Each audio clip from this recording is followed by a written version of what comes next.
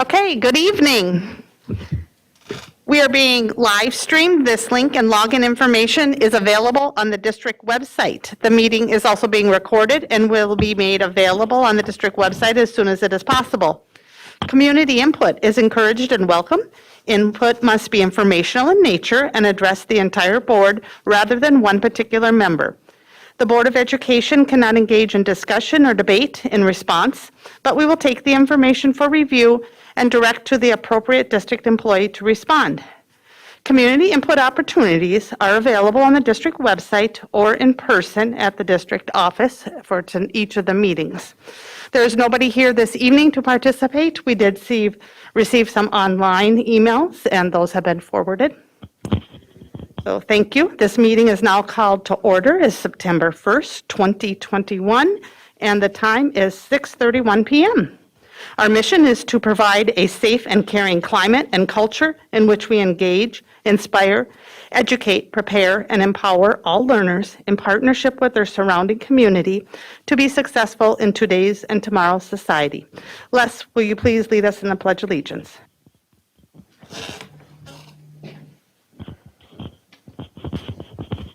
I pledge allegiance to the flag of the United States of America and to the republic for which it stands, one nation, under God, indivisible, with liberty and justice for all.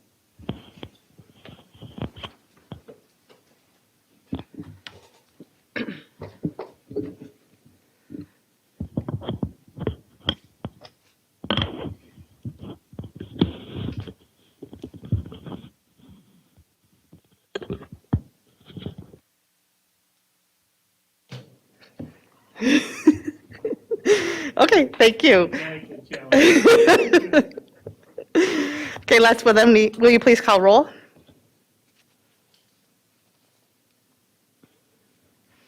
Yes. The following board members are present at the District Administration Office: Scott Andreasen, Yes. Al Dahlgren, Here. Zach Dorhold, Here. Les Green is present, Shannon Hawes, Here. Natalie Ringsmuth, Here. Monica Segura Schwartz. Present. The following cabinet members and staff are present at the district office: Superintendent Willie Jett, Assistant Superintendent of Secondary Education, Dr. Lori Putnam, Assistant Superintendent of Elementary Education, Dr. Mike Rivard, Executive Director of Operations, Gary Ganji, Executive Director of Finance and Business Services, Amy Scalarud, Executive Director of Learning and Teaching, Lori Posch, Executive Director of Research, Assessment, and Enrollment, Donna Roper, Executive Director of Student Services and Special Education, Carol Potter. Media technicians are Paul Novak and Gordy Scott. Custodian on site is Steve Hain. The following cabinet members are virtually present: Executive Director of Community Education, Adam Holm; Director of Community Engagement and Communication, Tammy Deland; Director of Equity Services, Ellen Stewart; Executive Director of Human Resources, Tracy Flynn Bowe; Executive Assistant is Jan McGuire. That's everybody. Okay, thank you. Next up, I'm looking for approval of tonight's agenda. So move. We have a motion by Scott and a second by Monica. Les, can you please call roll? Monica Segura Schwartz. Natalie Ringsmuth. Yes. Shannon Hawes. Yes. Les Green is yes. Zach Dorhold. Yes. Al Dahlgren. Yes. Scott Andreasen. Yes. Thank you. Next is our consent agenda. The consent agenda consists of non-controversial items that the board adopts routinely without debate. Any single member may remove an item from the consent agenda by requesting removal at the time the consent agenda is moved for adoption. On tonight's consent agenda, item A, approval of personnel staff changes. Item B, approval of monthly treasurer's report for July. Item C, approval of monthly financial report for July. D, approve board policy 422, policies incorporated by reference as revised. E, approve board policy 502, search for student lockers, desks, personal possessions, and student persons as revised. Item F, approve board policy 525, violence prevention, applicable to students and staff as revised. Item G, approve board policy 522, sex non-discrimination policy, Title IX grievance procedure and process as revised. Item H, approve board policy 413, discrimination, harassment, and violence as revised. Item I, call for bids, virtual server data storage area network data backup upgrades. Item J, bid award, Catherine Johnson Education Center facility improvements. Item K, Talahi and Kennedy site improvements, change order totaling $9,320.75. And item L, controlled entrances, change order totaling $13,958.07. Does anybody want to remove an item from the consent agenda? Okay, so I'm looking for approval of tonight's consent agenda as read. So moved. Second. I have a motion by Natalie and a second by Scott. Les, can you please call roll? Les Green is yes. Shannon Hawes, Yes. Natalie Ringsmuth, Yes. Monica Segura Schwartz, Scott Andreasen, Yes. Al Dahlgren, Yes. Zach Dorholt. Okay. Next, information items. We have one item for information items tonight, MCA State Accountability, presented tonight by Donna Roper, Executive Director of Research, Assessments, and Enrollment. Welcome, Donna.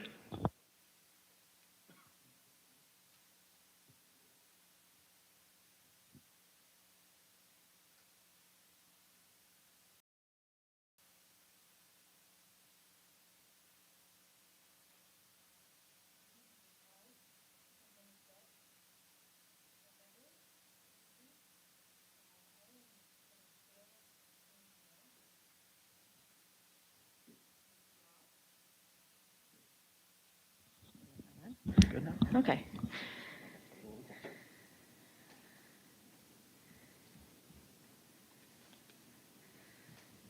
Okay, and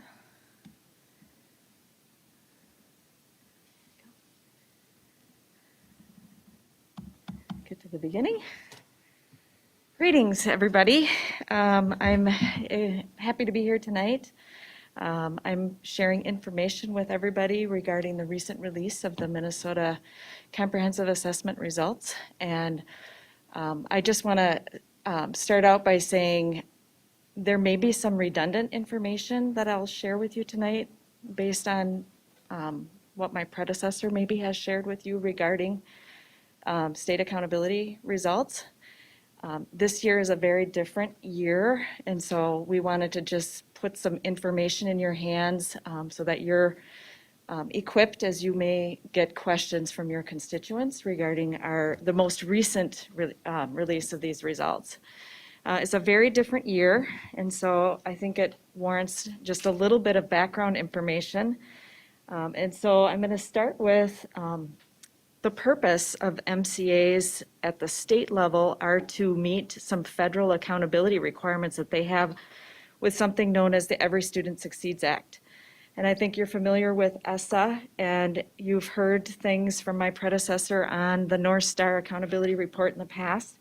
But this year we won't be having a report like that because in the spring of last year, the state applied for and was granted a waiver from the statewide accountability section of testing.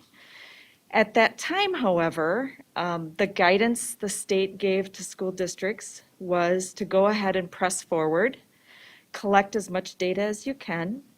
They were cognizant that, we would probably not test everybody. But there was some thinking out there that, any data was better than no data.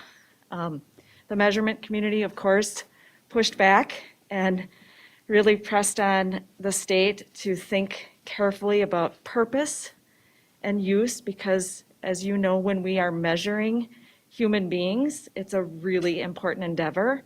And we really strive to make sure that we're clear on the purpose and the use of any of our measures. And so this is a outcome measure that we will continue to look at here in St. Cloud and across the state. This year, though, the purpose was a little different, and the use is therefore going to be a little bit different, okay? I'm going to go through what some of the guidance from MDE is, and then I'm also going to share some of the results and some considerations that we made. And then I want to talk about just some of our next steps, key findings and next steps. I'm going to try to get through this presentation, and I would just ask if you have questions. I definitely would like to hear them, but I'm hoping maybe we can do them at the end, because by the time I get to the end of this, I might have answered some of your questions, okay?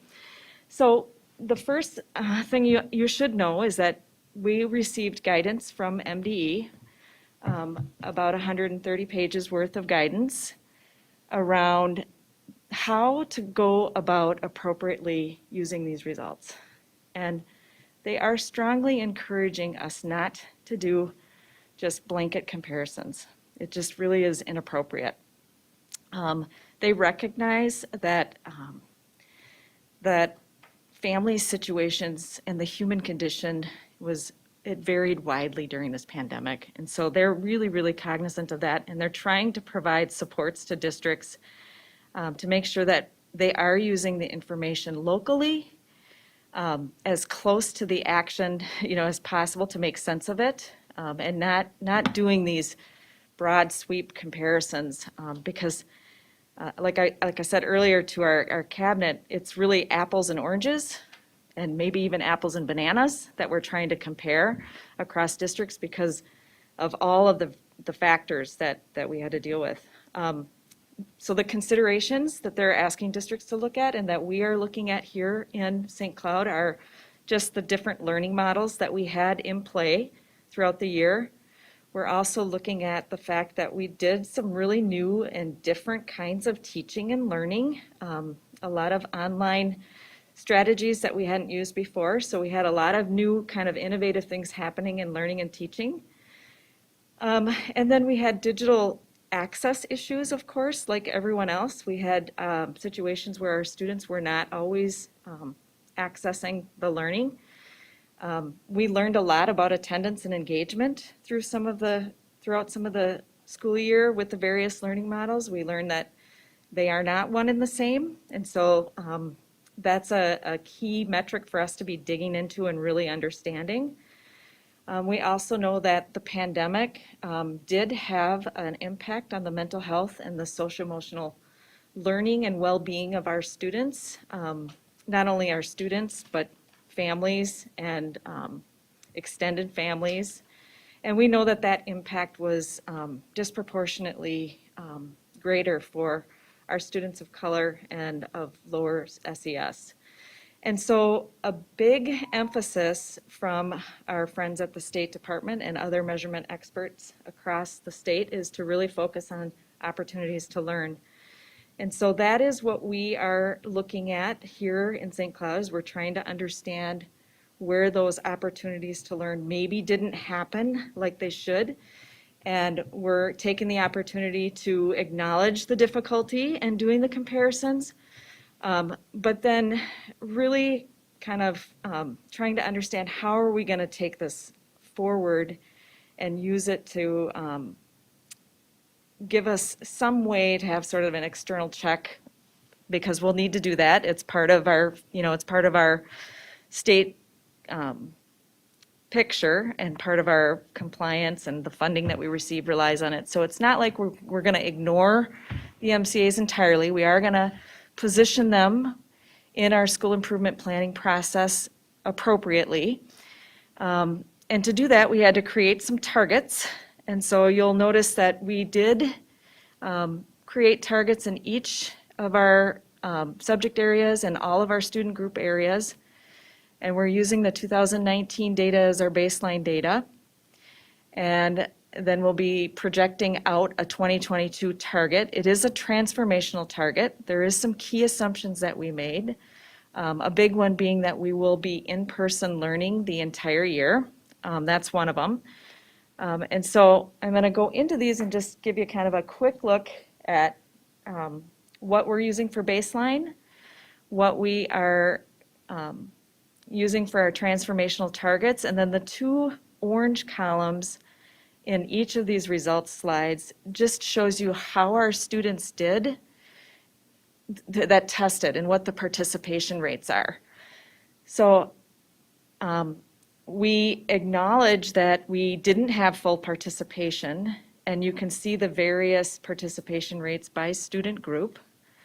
Our participation was about 21 points lower than what it is in a normal year.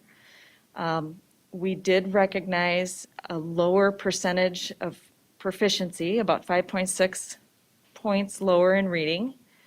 And then I just kind of highlighted for you, the groups that probably had the biggest drops are Hispanic students and those who were not receiving free and reduced lunch also had quite a large drop, and that's could be for a variety of reasons. We also, because those are groups that didn't all participate, so you can see the participation rates vary for some of those groups as well.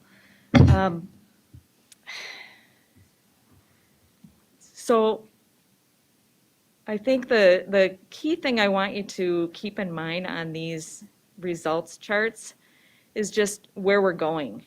We are going to try and, reach the state's targets, which for 2025 are all student groups performing at the 90th percent and 85th percentage proficiency percentage. Here in St. Cloud, we've kind of extended that out. We're using 2027 as our target year because 2025 just is not, it's not realistic. Okay, and so the same thing on this slide for math. The other thing I want to just say is that the participants did vary by grade level. And so the younger grades participated at greater rates. The upper grades participated at lower rates, which kind of makes sense. That's the same trend that they saw across the state. And again, districts were just told to really just do your best to get the kids in and get them tested. And I believe here in St. Cloud, we tested folks on a Saturday. So I think they did make a pretty extensive effort to get the kids tested. So in math, you'll see we had a 23.8 percentage point drop, 9.3 percentage points lower than our proficiency rates in 2019. And we do know that, the biggest impact we've had across the state was in math. It's the same here in St. Cloud. It's the same in nearly every single district. Math was impacted more during COVID. It makes sense if you think about it. Math learning relies more heavily on teachers instructing students. Not that reading doesn't rely heavily on instruction, but students outside of school, will do more reading than they will practice math. And so it makes sense that we are seeing a bigger impact in math. And then for science, similar, nearly a 20 percentage point, 18.6 percentage points down. Our proficiency rates, again, 5.9. Hispanic and white students who tested, as well as those not receiving free and reduced lunch or EL services, proficiency rates dropped. And then again, you can see the number of students who did not participate. And so looking at the non-participation students, we wanted to kind of highlight for you a little bit about those students. These are kids that we're going to be really trying to gather data on in the fall, as well as all of our students, but we're really going to be looking closely to see what we can learn about our non-testers. And you can see we are seeing, and this is not uncommon, that we're having our students of color and our EL students, our special ed students, and our FRL students are slightly, I should say, in the state, they're all overrepresented in the non-participation category. In St. Cloud, our EL learners, we actually did test more. So we're unlike the state in that regard. We actually did a pretty good job of getting our EL learners tested. here in St. Cloud, but every other group sort of mimics what the state's participation was, where they're slightly overrepresented in their FRL category, SPED, and students of color. Some of the key findings, and they're obvious, right? I mean, students and families were impacted in various ways. Math was more impacted than reading. We know that the coverage of the standards varied. We know that access to school varied. We know their opportunities to learn varied. And just overall, the impacts were across all subjects, all grades, and all student groups. And so, again, like we heard in the state's release, nothing new. We kind of are just getting confirmation of what we already knew with these results. We've started to expand and begin working towards helping students accelerate their learning in this upcoming year by expanding our summer programming, which you'll hear more about later this evening. We will be taking these results and expanding our analysis of the learning impacts in the fall as we begin our fall assessments. We've already started implementing some alignment in our continuous improvement process work with the strategic initiatives. We're going to take some time to really make sure we're doing purposeful assessment and look at our data systems so that we're able to build out some pretty robust feedback loops for our teachers moving into the fall. I also think some of the collaborative leadership that our assistant superintendents have started with the principals and the principals with their collaborative teams is going to be critical to helping us move the learning. We know that the literacy strategies and the math strategies that our learning and teaching department are rolling out in the form of new resources and just different supports are going to be key. And then again, our multi-tiered systems of support, that's going to tie in with our assessment and data systems.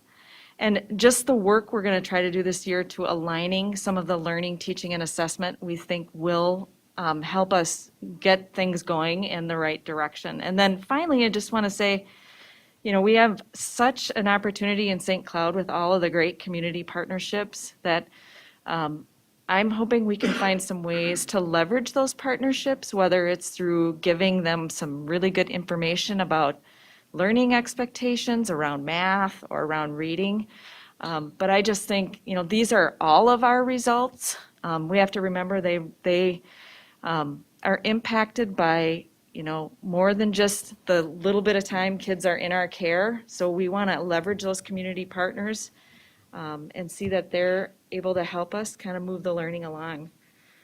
And then just some additional guidance and support that we're getting from MDE. They're asking us to focus on the items in green, prioritizing equity, measuring what matters, monitoring the implementation of standards, and just improving overall conditions for learning, because they know, and like we know, so many kids and families are struggling during this time, and coming back off the pandemic is challenging.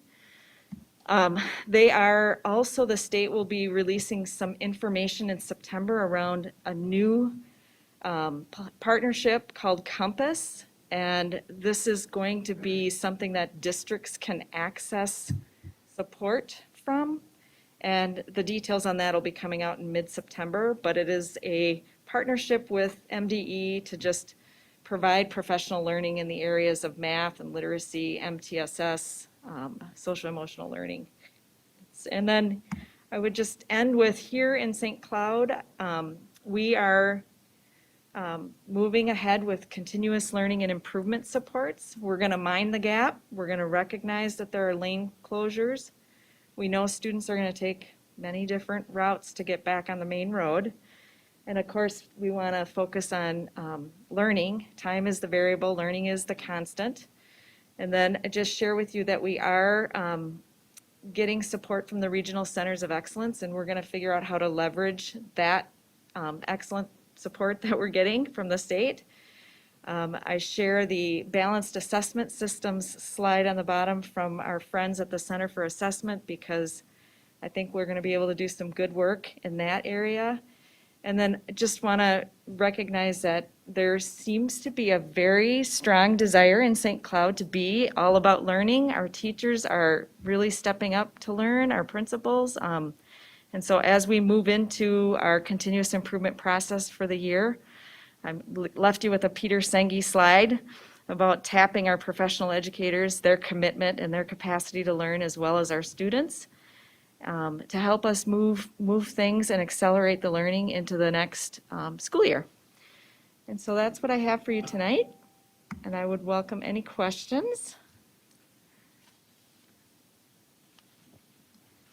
Scott? Why is the participation rate so different between reading and math? It's almost as though they're avoiding the testing in math. Do you have any idea why the participation rate is different?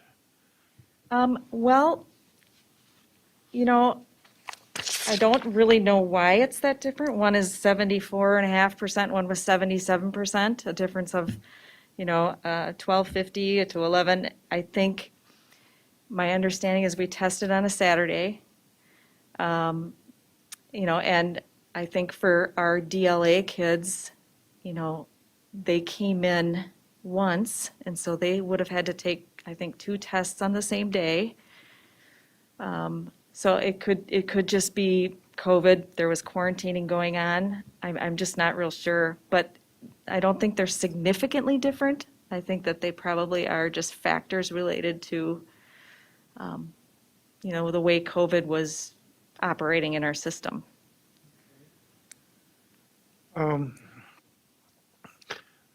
Today I went to some professional education groups at the high schools, and they were talking about the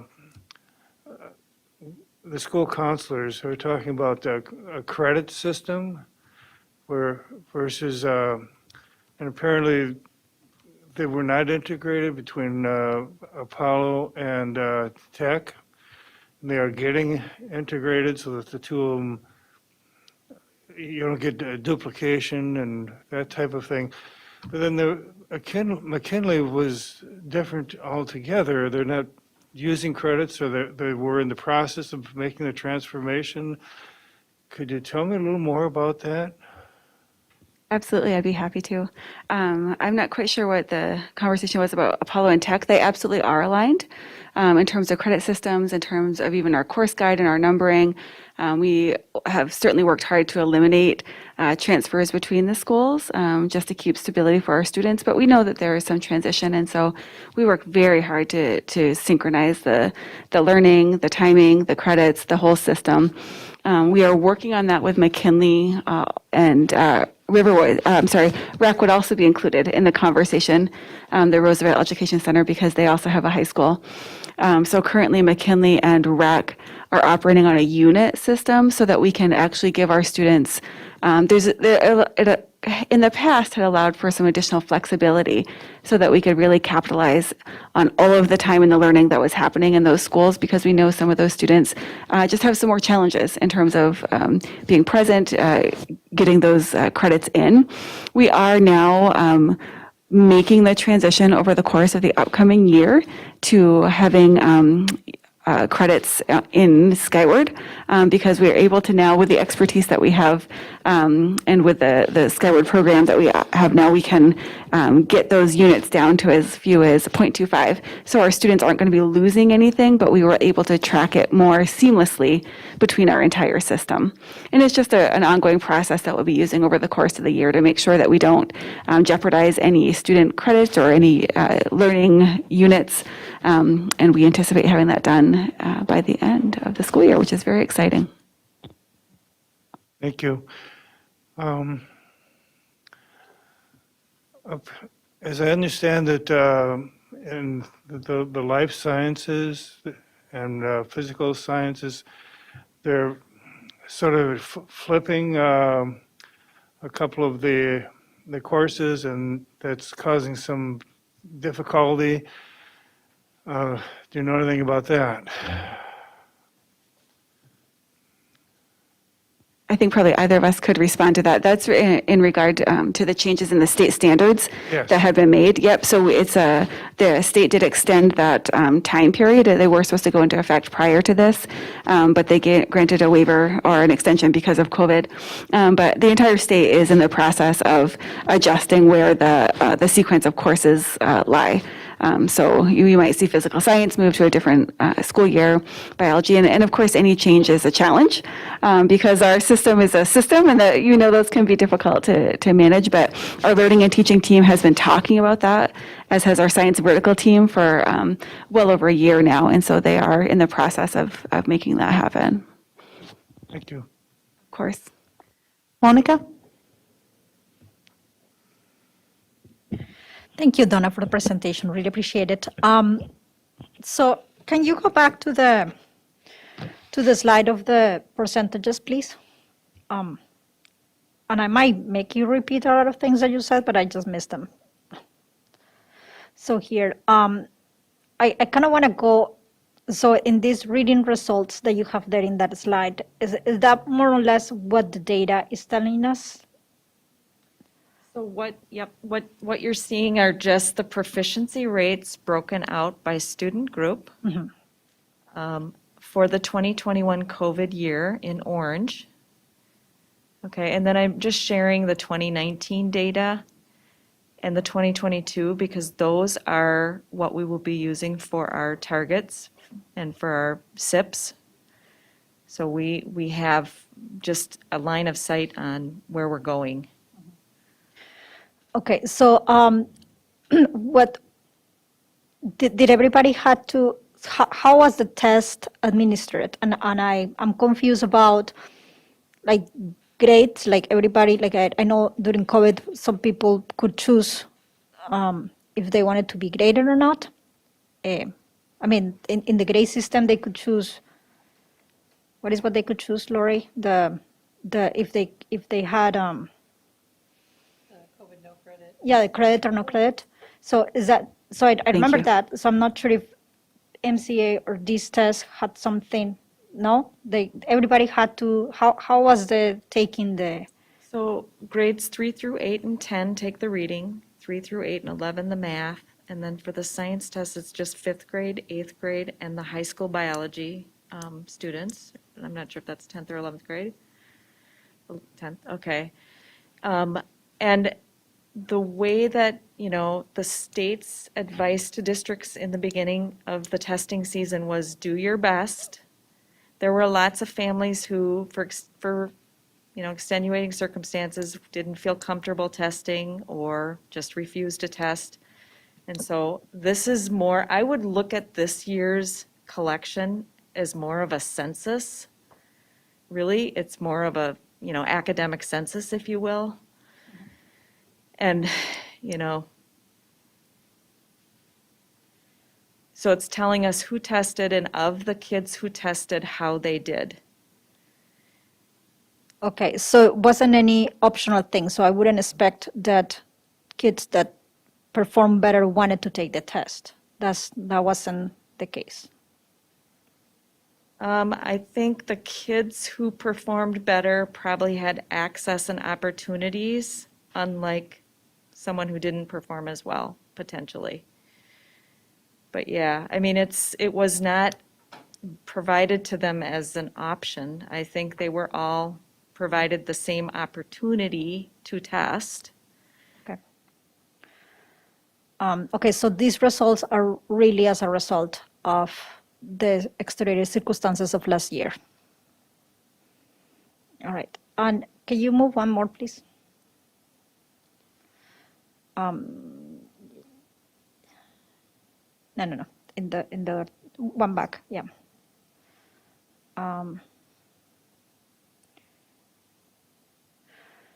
So in one of this, you explained our target, you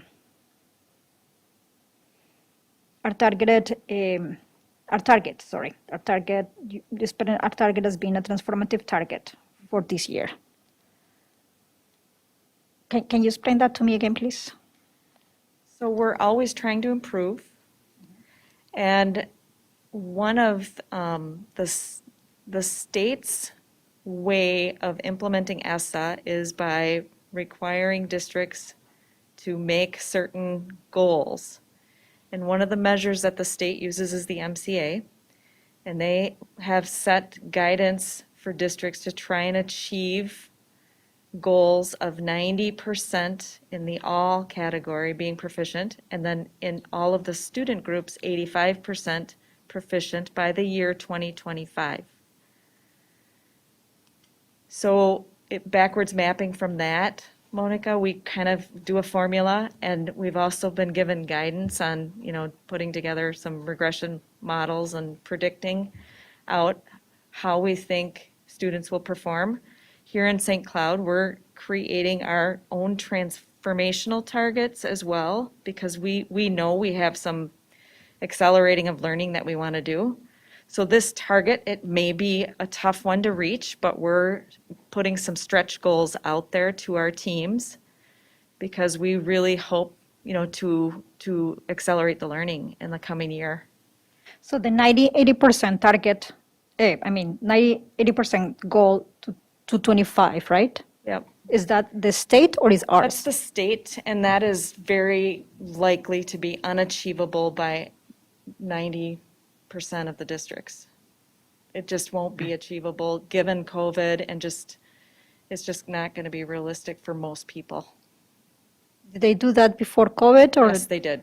Yep, it was part of the Every Student Succeeds Act and the North Star Accountability implementation. And remind me, when did we implemented this the first time? 2018, 2017, 18. So the next opportunity that the state will identify schools for comprehensive support and targeted support is in 2019. They'll be using the 2019 and the 2022 data. So, and as you guys know, in St. Cloud, we have several schools that are receiving comprehensive and targeted supports through the North Star accountability process. And so that's also why you're seeing the 2019 and the 2022 data, because it is important to us for those reasons.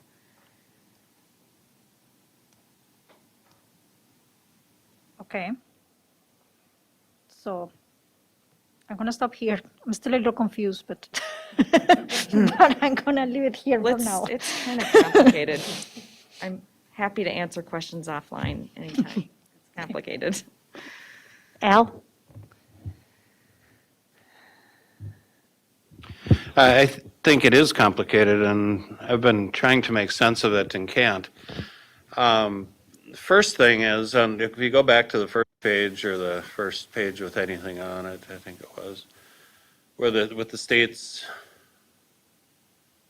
right here, guidance is press ahead and test is, okay, go one more page forward there. Okay, due to the challenges, they really don't want us to use or compare 2021 statewide assessments to previous years. And to me, that, number one, it doesn't make any sense to me. I get, don't use 2021 to establish targets going forward. But you got to look at 2021, and to me, 2021, when you look at MCAs over statewide, there was a train wreck. And so now we have to acknowledge we had a train wreck. How do we get this train back on the track and move it forward? And so you can't just like disregard it and say, nah, there wasn't enough data collected. With 75% or whatever of students that took the test, that's statistically significant. And I don't think we said, hey, kids that are going to score high, you don't need to take this, and kids that are going to score low, you got to take it. That isn't what drove it down. We had a statistically significant number of students take the tests, and it was a train wreck. So if everybody can agree on that, now let's establish a path to move forward. When I looked at what was reported in the St. Cloud Times, where they always compare us to the other local districts, we always, of course, We don't look great. We have a lot more challenges in our district through special education, through free and reduced lunch students, through English language learners, a lot of student groups that they don't see in other districts. So if you just compare scores like the realtors do, scores to scores, you're going to say St. Cloud is really a bad district. I'd never send my kid there. But if you look at what really happened, all of the other districts, all of the surrounding districts had a significantly larger drop, or I should statistically larger drop, than the St. Cloud School District did. And so I took that as a big victory. I thought it looked like we did really well in comparison because we didn't fall off as much. And I think it has a lot to do with changes that we've put in place in this district over the course of the last 8-10 years. One of them being monitoring individual students' progress, keeping track of students individually, and then working with those students at their own level. Rather than teaching to a classroom, we're teaching to a student. And so throughout the pandemic and throughout the distance learning, we were still monitoring students individually, not by classroom. And so we were able to track and monitor better by student what they were doing, and we were able to give them the supports where it was necessary so that they didn't fall off as much. That was kind of where I came to out of that, and I compare that to other districts, and they don't do that same level of student by student testing, monitoring, and tracking. And I think it paid big dividends for us in that last year. So what do I think is going to happen forward? I think if students are in the classrooms, automatically those numbers are going to come back up just through engagement in the educational process, the longer school days, the one-on-one interaction with their teachers rather than through an electronic device. There's going to be a whole lot of things, I think, that will start to pull the group back up. But I do think that there's going to be some fall off from, say, 2019 or 2018 because there was learning loss. And now there's more learning that needs to, we need more growth. We need higher growth levels in order to bring them back to the levels that they were at and to achieve at the higher levels that the state would be demanding looking into the future.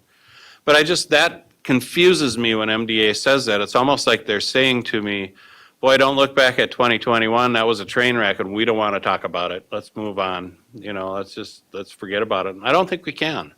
I think it's really important that we take a look at what happened in 2021. Another thing that I had questions on in this is there was the one page, and your comments were on it were different than when I was just looking over the presentation before. I was wondering what some of the stuff was. But it was the state, go through these three. One more. There, this one. I was like, okay, so Minnesota's 10 commitments, and I didn't understand a couple of them. What's go local, follow the money, and start early? So I think Go Local is they want us to problem solve with our stakeholders. This is defining the problem. I think somebody said it here at a board meeting where we're defining the problem up here, but we really got to define it down here.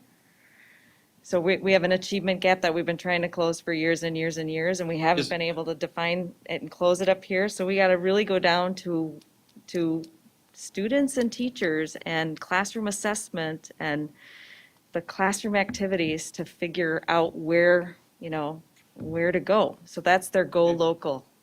Maybe I need to ask it differently. What is the 10 commitments to what? What are we committing? What are we committing around? Is this? Well, so these are Minnesota's 10 commitments, not St. Cloud's, but the state of Minnesota's. And it's, the Department of Education, it's been out here for maybe since the North Star Accountability was rolled out in 2018. I think it was maybe started by Commissioner Caselius and then moved into the new commissioner, and It's just, these are their 10 commitments that they throw out there to districts as a way to just keep a focus on what they think is important in education. So Al, your question, I'm not going to say that we had the same question during cabinet in terms of I should have taken it. where is this, what is this, and who did it come from? The comments, when I first saw it in cabinet, will remember that, but I will just keep that there. It's just when you look at it without my glasses on, I didn't read it as 10 commitments. I read it as 10 something else. Amendments? Yes. And yeah, so your questions, Al, we kind of have some of the same ones. Is this new? No, it's No? not Has it new. been here for a while? Yep, it's like she said, since Brenda Cacilia, she was the Commissioner of Education, this has been out there, but it's not something that's always discussed with us as districts or superintendents or learning and teaching departments, but yet it's there. Okay. So it's okay to be confused, you're saying? So, okay. Thank you.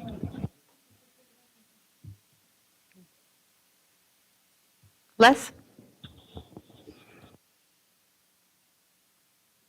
Maybe a dumb question or perspective. If you compared our 2021 test scores of white students with the 2020 test scores of students of color, what are they, if you looked at that, I mean, is there, because it seems that all the students have been under some disadvantage. So was that disadvantage similar to that which we would consider students of color being under?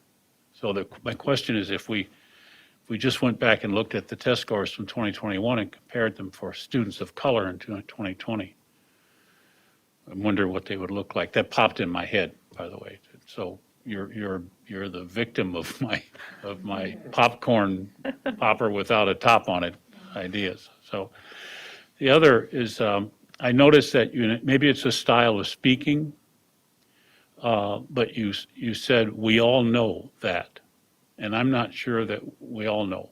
I mean, so I think that may be a style of speaking as opposed to actual factual statement. But I just want to make sure that that's how that hit me in the question. Are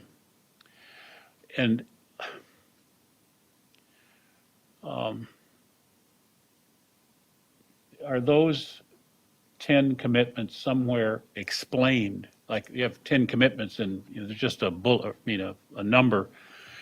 Is there somewhere in the state they say this means, number one means, prioritize equity? What does that mean? What does it really mean in terms of us being able to say we have prioritized equity because we have followed these guidelines that you say this is what this means? Am I clear? Yes, you're clear, and we will find that for you. I Okay, so have it, on all and of I them. can, I just kind of You interested already to have it? know that. I have it now, yeah. It's actually 10 Minnesota commitments to educational equity.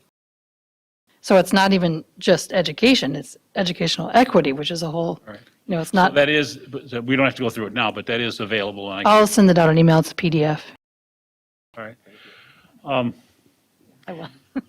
The other is that I was kind of concerned about why students of color are underrepresented in the testing. Is there a reason for that? You mean why they're underrepresented in actually taking the test? Yes. Yeah, I don't know if I have evidence that would All right. tell me why any one group. Okay, I don't want you to I be think like they- me I- and make it up if you. No, no, but I just wondered. So Yeah, don't but don't here's get what too we deep know. into worrying here's what about we my know. We wondering. know COVID disproportionately impacted. Okay, and that's what I want to know why. I mean, if you're making a statement that COVID disproportionately impacted students of color, I mean, COVID is racist or something like that. I Well, want to know exactly what that is meant by that. That's one of those everybody knows things that kind of gets stated and then pushed. It gets pushed along until it's a big snowball, and then nobody is able to challenge it.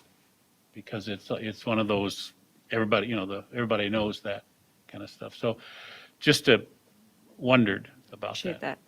And I mean, I'm really asking you, because you're the research person, and here's one of the real important things about research people. I'm not about research people, but here's what's happening. There's 7 people here, and the information that you provide us helps us to formulate votes on and decisions about how we should proceed. Your role is very, very critical, that you make certain that everybody individually understands what you're saying and is guided to an informed decision, that's all. And I've heard great things about you, and I'm really happy you're here. So I want to make sure that we don't not allow you to slide, but to make sure you understand, we need your help. Everybody needs your help to understand what these numbers actually mean. And I don't want to have this snowball kind of concept just roll us over again. Not again, or just roll us over so we don't really think about these things critically. We have some pretty big decisions to make in the next 3 or 4 years. One of them is whether or not we're going to get 90% and 85%. And if, for example, we had an unlimited budget, totally unlimited, could we do it? Because that would then require somebody to think about, well, sure we could. If money were no object, could we do that? Or, no, we can't. And what are the reasons? If you say yes or no, what are the reasons for yes or no? So those are critical research kind of things. We have 50 years of this stuff. We really need to, and we can't, all of a sudden somebody says, well, let's flip it over in the next 5 years. I've heard it before. Regularly I hear it.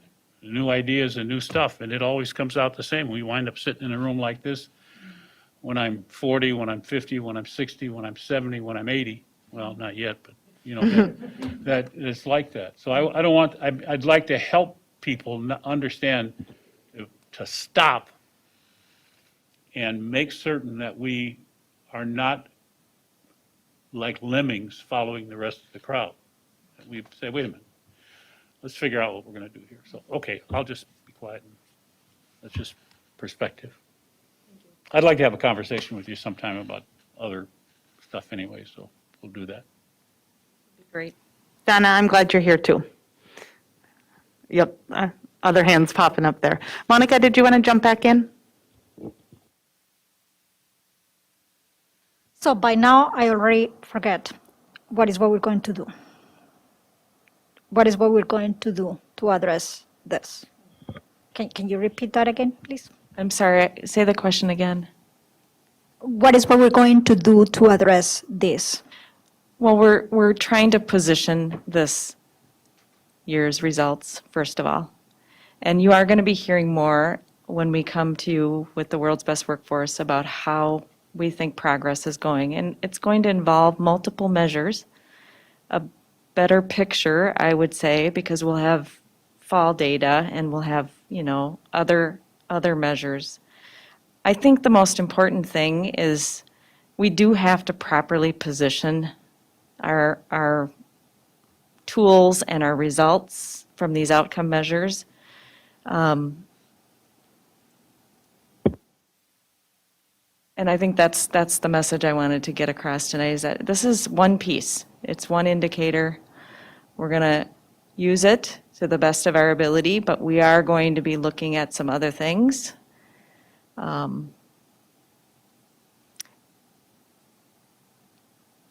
So when you're talking about the goal that we have, the target goals that we have, that are literally about MCA scores, how are you going to, not today, but at some point, are you going to give us number of data points that you are evaluating to achieve those goals?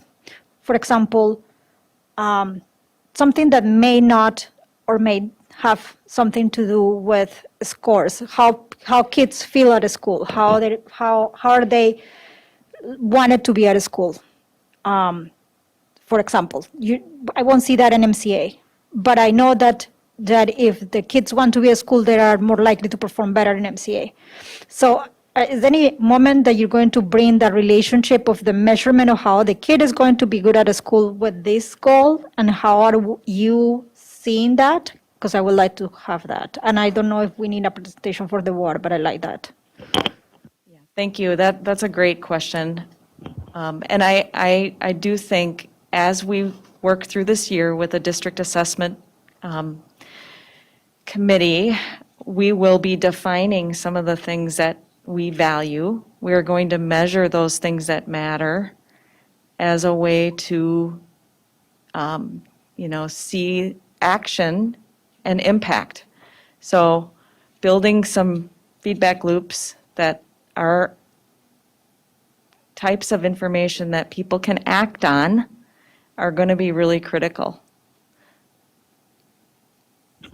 So I'm asking in that because this looks very interesting to me. But as a board member, I don't know how I can support or not this. And let me explain this better. The main thing that we look at, or the main thing that we have control over as board members, is the budget. And I don't know how much increasing transportation budget, for example, or getting a bus for activities to school will impact this overall goal. So I haven't ever had, really ever, and I know Sylvia worked a lot on that because I asked her this countless times, so I'm starting with you now. So I know that she did a lot of work in alignment and in bringing things, because that wasn't done before, I believe. But I still would like to know that relationship between where do we put the money and how that goes into the results that we are obtaining, and seeing what is the alignment of programs. I don't know if I'm being clear. Does that make sense? I hear what you're saying. You're really asking about how do we make good decisions around, investments that we want to make and know that it's having an impact on academics.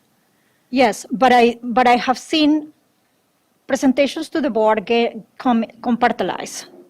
So it's hard for me to see everything together, and I'm one of the persons that needs like everything together. So having people having let's say the honors program and seeing those kids, well, it gets me results or ideas or the evaluation about the honors programs, but it doesn't tells me how is this connected with our overall goal of student success for our district.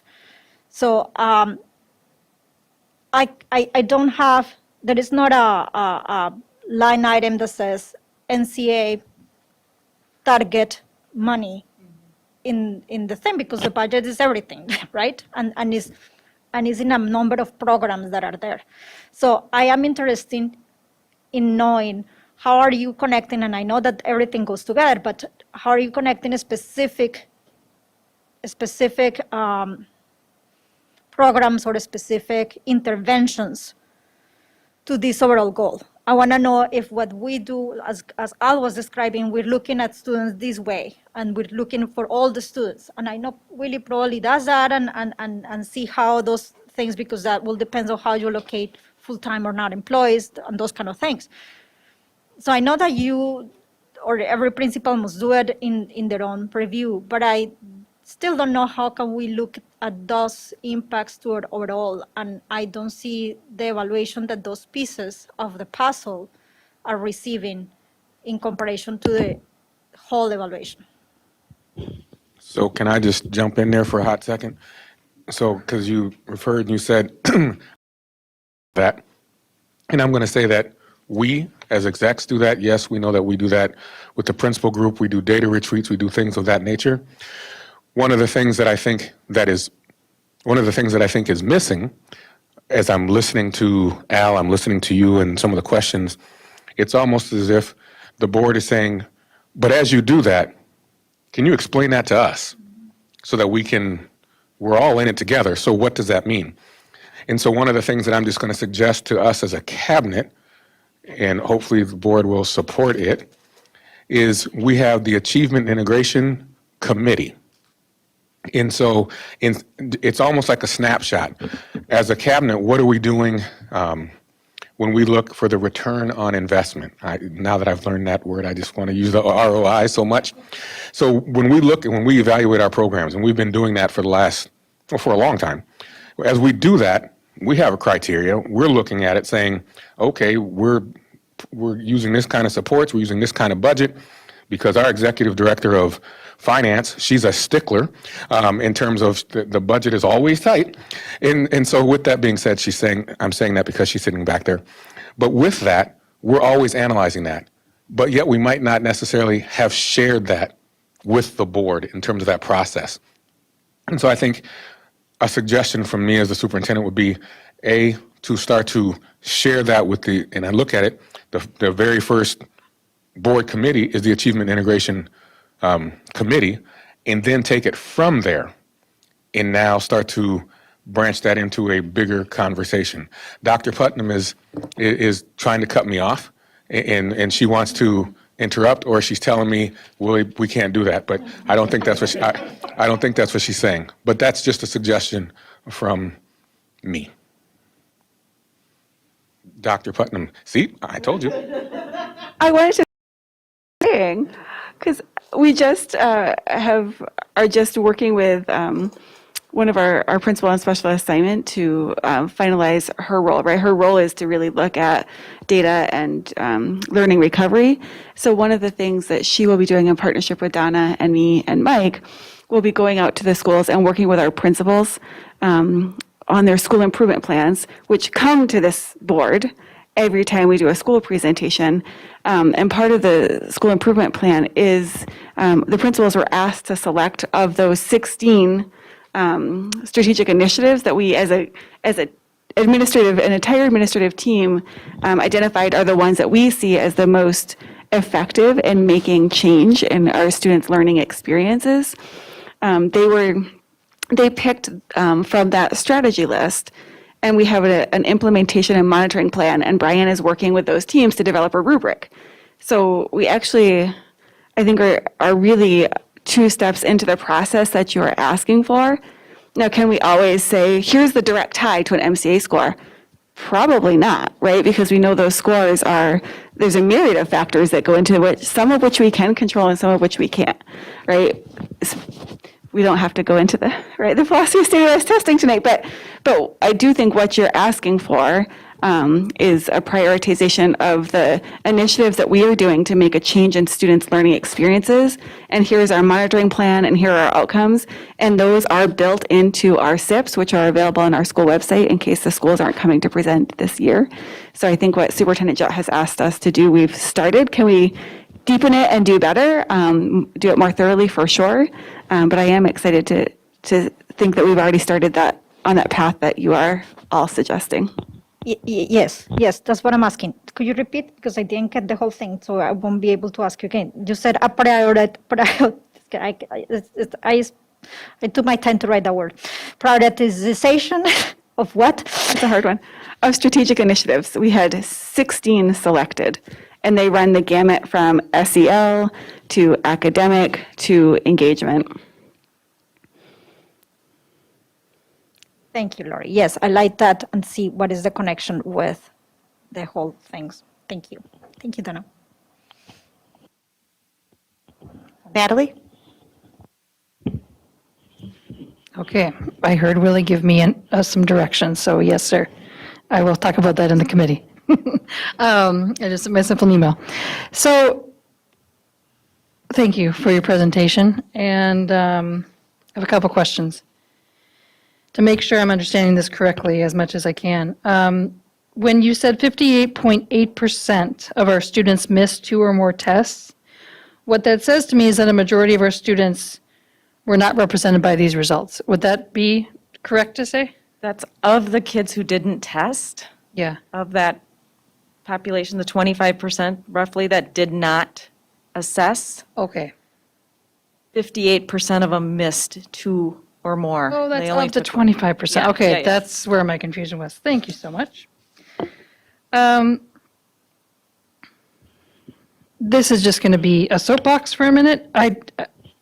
State proficiency goals across the board of 85% for every single district. And then, okay, let me get my head around me here. And then to look at the educational equity, the 10 commitments, and saying something like, follow the money, allocate resources to learners who need them the most, and then to think about our special education cross-subsidy.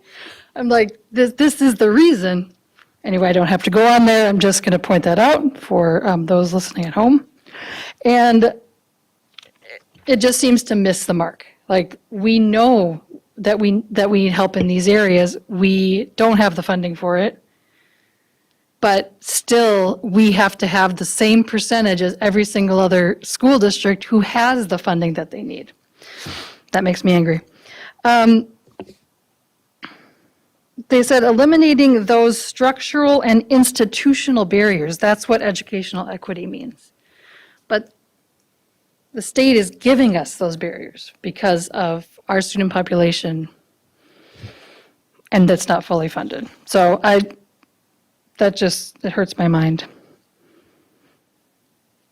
I can't say anything else because my mind hurts too bad about that. So thank you, Donna. Okay, thank you, Donna, very much. We do appreciate you and glad you're here. So thank you. Okay, next up, we're moving on. We have resolution relating to a lease purchase financing and providing for the sale of taxable refunding certificates of participation, Series 2021A, presented tonight by Amy Scalrud, Executive Director of Finance and Business Services.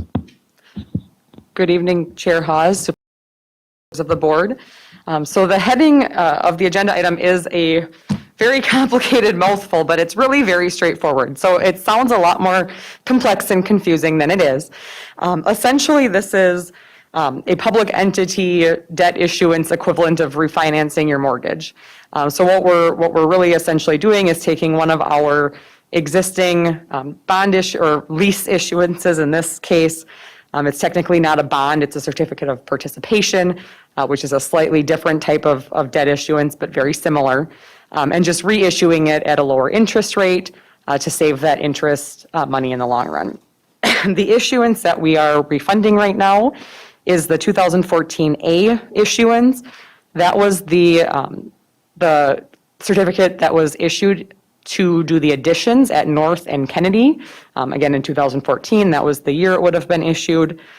The original amount was $10 million. The current amount remaining is approximately $7.6 million, so that's the amount that the new issuance would be. And over the life of the remaining payments, the district will save approximately $1 million in interest, which will lower the lease levy. This is a certificate that comes out of our lease levy authority, so that will lower that lease levy, and the district would be able to increase the LTFM levy or do something else to offset that and be able to utilize and maximize our funding. Are there any questions on the refunding? Scott? What is the current interest rate, and what is the interest rate that you're anticipating? And what is the cost of doing this revision? And I don't have the exact rates with me, but the net present value, the percent that you have to save has to be at least 3%.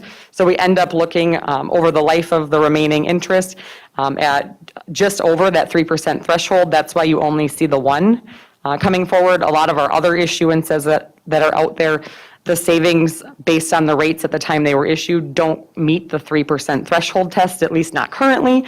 If rates drop, again, they might, or as we get closer to the call dates, they might be refundable in the future, but it's about a 3% savings. I can get back to you on what the actual rate, the rates will be, but that's what the savings equates to. And can you repeat the second part of your question? Well, it also costs money to go through the process. You got to contact your brokers or whatever.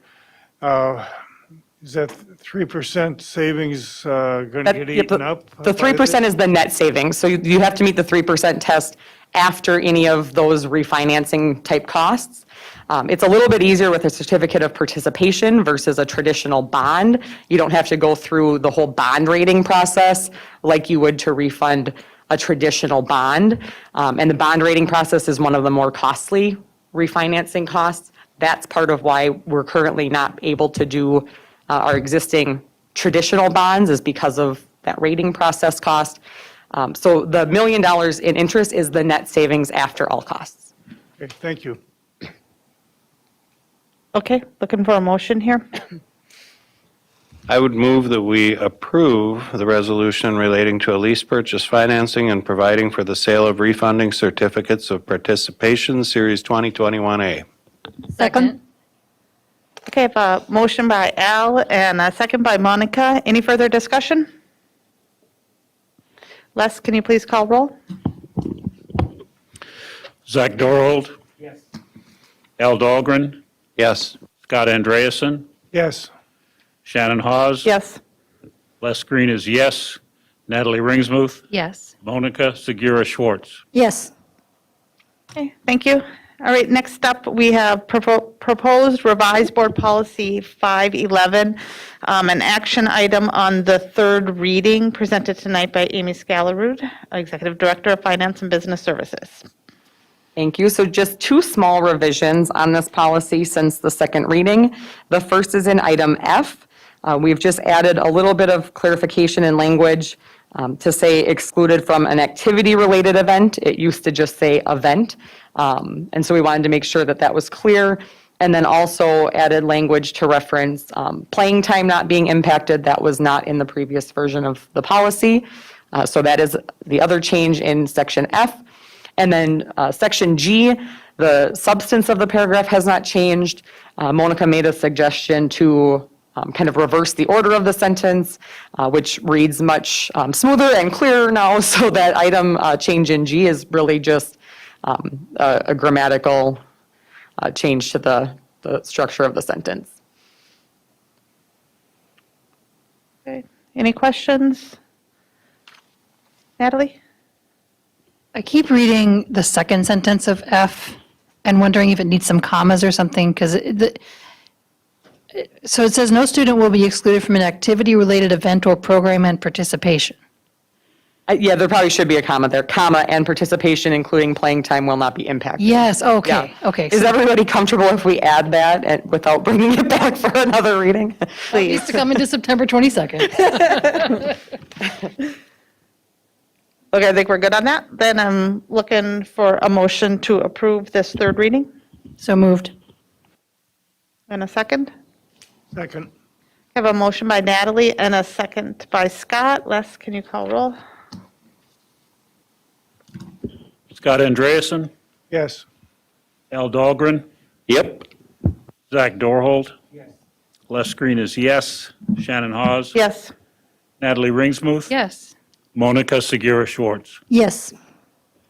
Okay, thank you. And Amy Scalarud has one more third reading action item tonight, proposed revised board policy 412, travel expense reimbursement.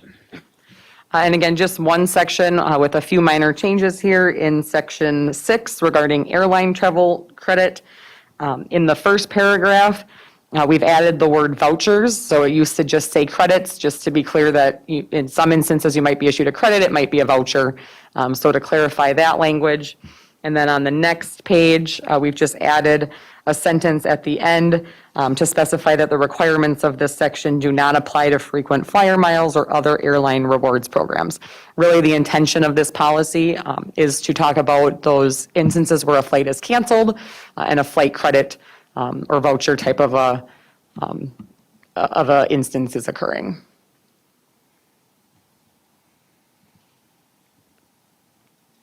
Scott, do you have a question or? oh, I've moved that we accept the board policy, whatever number it is. 412. And do I have a second? Approved, yes. Second? Okay, I have a motion by Scott and a second by Monica. Any further discussion? Les, can you please call roll? Monica Segura Schwartz. Yes. Natalie Ringsmuth. Yes. Shannon Hawes. Yes. Les Green is yes. Zach Dorhold. Yes.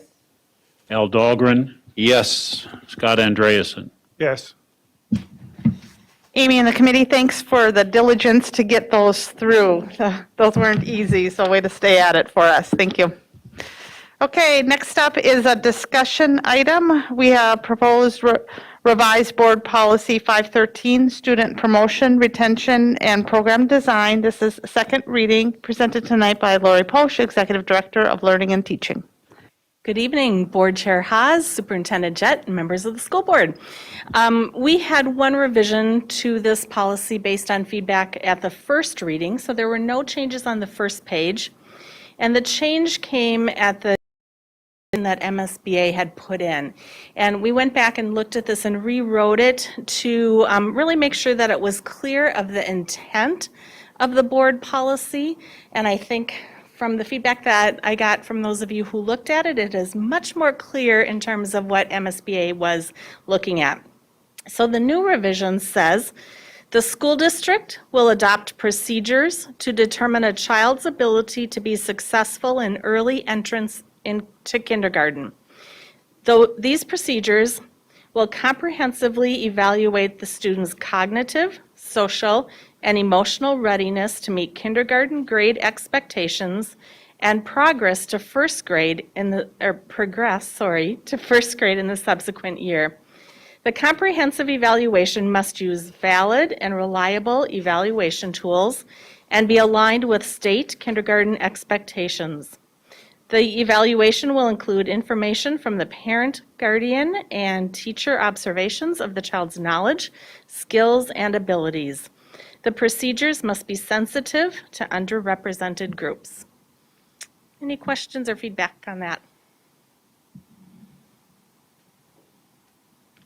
Okay, thank you. Okay, next up, we have Board of Education Standing Committee reports. Achievement Integration Equity Committee, none? Okay. Monica, do you have a report? Did you meet since the last time? Yes, we did meet and we checked the policies that we're looking at today. So that will conclude my report. Thanks for hanging in there with that. Finance and Audit Committee, Al, none? Zach, I know we're meeting in 2 weeks. Yep. Madam Chair, I should say that we did talk about having a meeting, but it was canceled. Okay.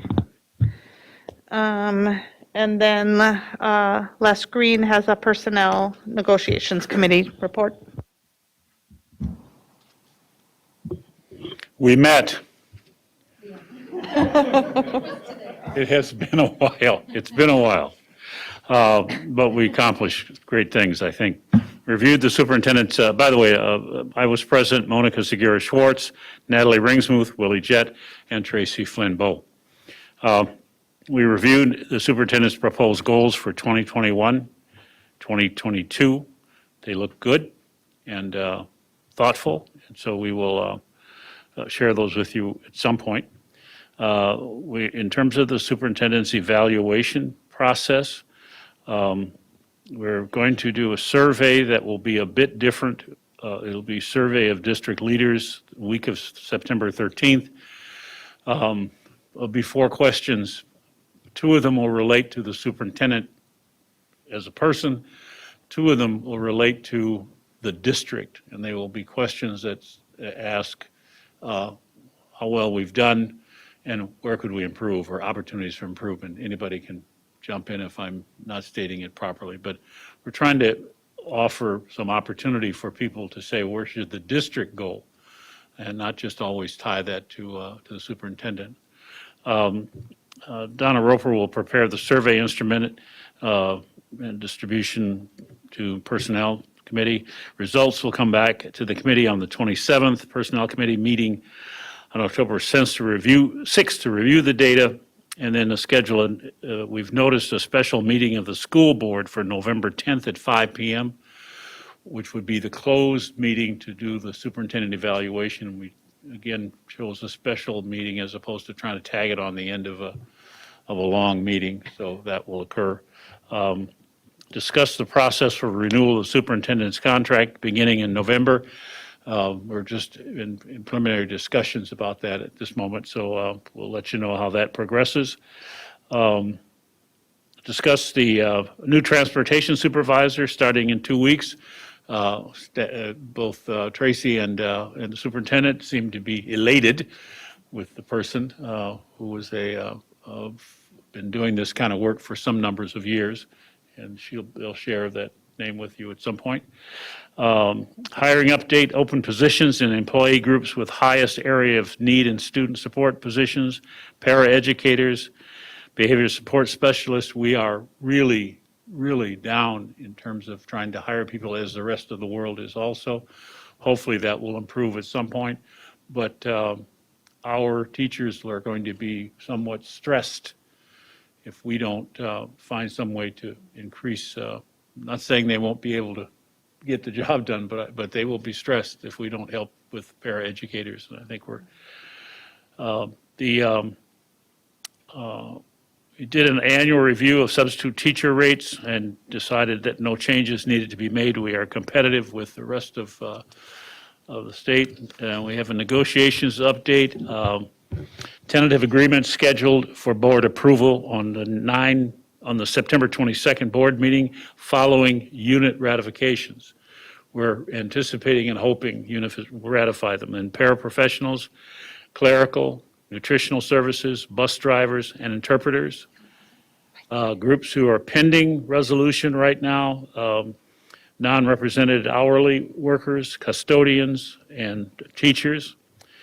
And negotiations to begin in September, which with the principals, directors, non-represented exempt, and executive. It appears, at least as I listen to Tracy and to the superintendent, that things are moving along quite well. And they seem to be relatively happy with the way this is going. Thank you. That's for the next item, Les. All right. What am I? For the next. Yep, you go, you finish. Sorry. So, you're okay. I was going, wait a Trying to minute. be efficient. I wasn't supposed to present all this. These aren't my notes. That's my report, Madam Okay, Chair. thank you. So I have my calendar marked for November 10th, 5 PM then. Yes. Okay, all right. Thank you very much.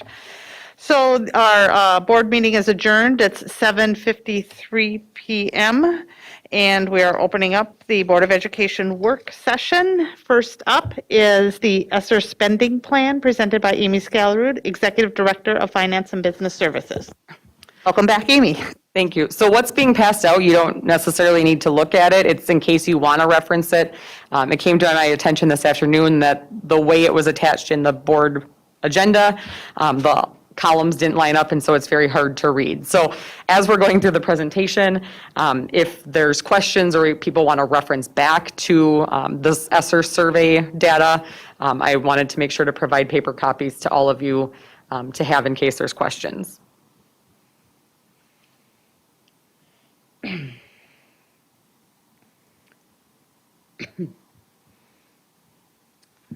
So specifically tonight, we've had a number of presentations on the varied COVID funds to the board. The focus of tonight's presentation is really on the ESSER 3 funds. The ESSER 3 funds were the last wave of funding as part of the American Rescue Plan Act. And the ESSER 3 funds are broken into two kind of separate categories. There's the flexible funds, which represents 80% of the available money, which is just over 25 million.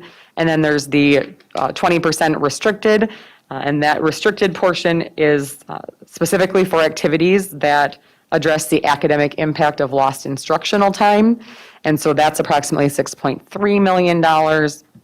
Really at this point, and we'll get to kind of, the proposed spending plan in a little bit, but the vast majority of that, with the exception of some funds that are offsetting our lost compensatory revenue, are available and unallocated in terms of what the board has approved with the budgets.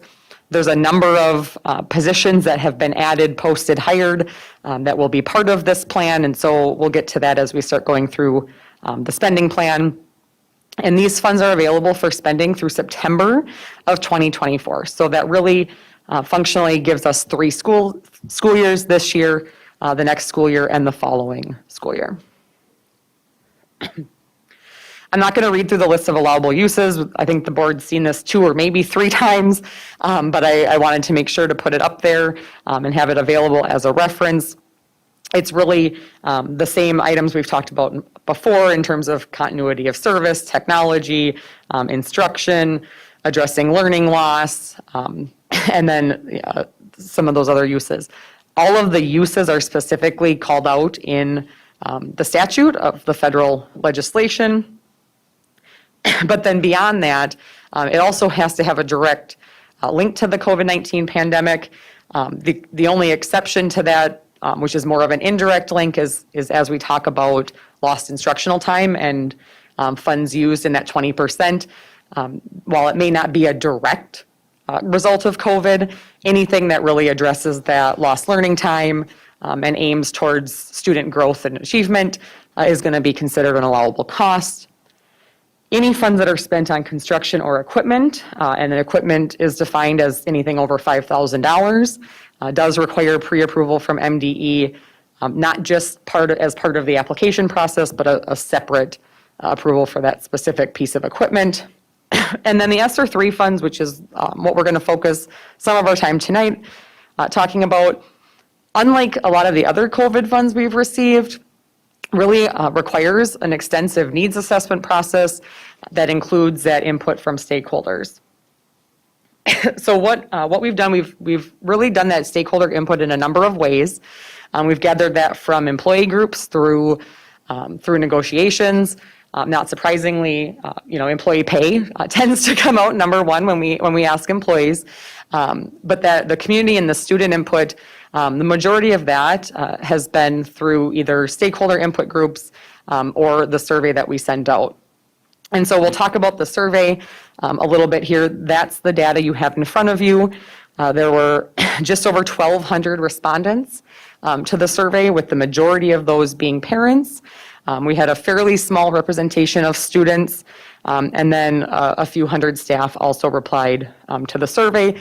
Some of those people obviously fill multiple roles, so as we were going through the results, there was definitely respondents who may have marked more than one category, but the 1,241 that you see in the raw data is the number of surveys completed.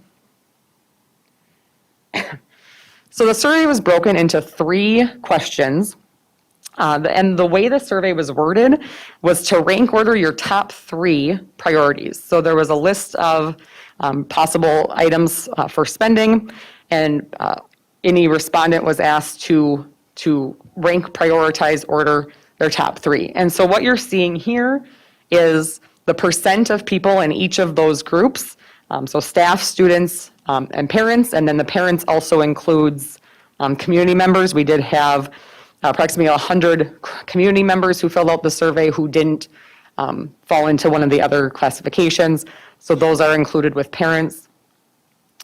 And so this is the percent of those respondents in each category who ranked each of these items in their top 3. And so the first question was surrounding student supports that are needed. And you can see kind of overwhelmingly increased access to social emotional supports, academic interventions, and no surprise, reduced class size are the top 3. Not surprisingly also, those are really 3 of the top items that have come from administration and cabinet. And we've already have started moving forward on some of those. And we'll talk in a little bit about what that looks like. The other items that were included on the survey were multilingual EL supports, after-school credit recovery, and then trauma-informed supports and special education compensatory services. By no means are we interpreting that because something had a lower response rate, that it's not something we would consider in our spending plan. You will see that we don't have a lot of special education specific items laid out in the ESSER 3 plan, and that is primarily because special education has separate funding available. And there's a couple other areas that fall into that category as well. This plan is really focused on the ESSER 3 money. We know there are a lot of different pots of money that all kind of work collectively together. So a number of these items end up falling into separate funding sources that are specifically identified for those areas.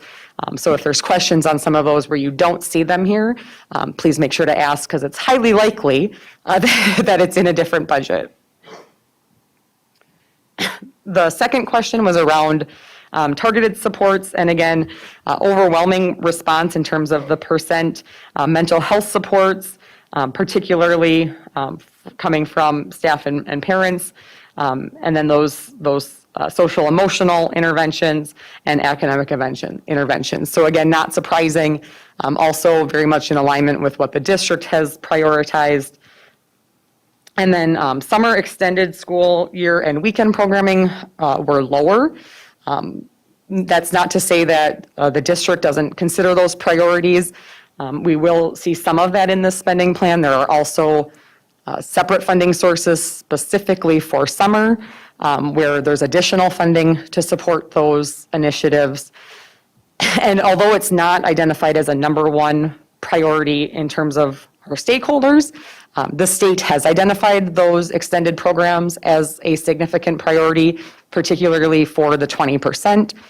By no means for a district our size, with the amount of funds we have available, I don't think that we could get staff to use $6 million in extended time programming. It's just logistically not possible.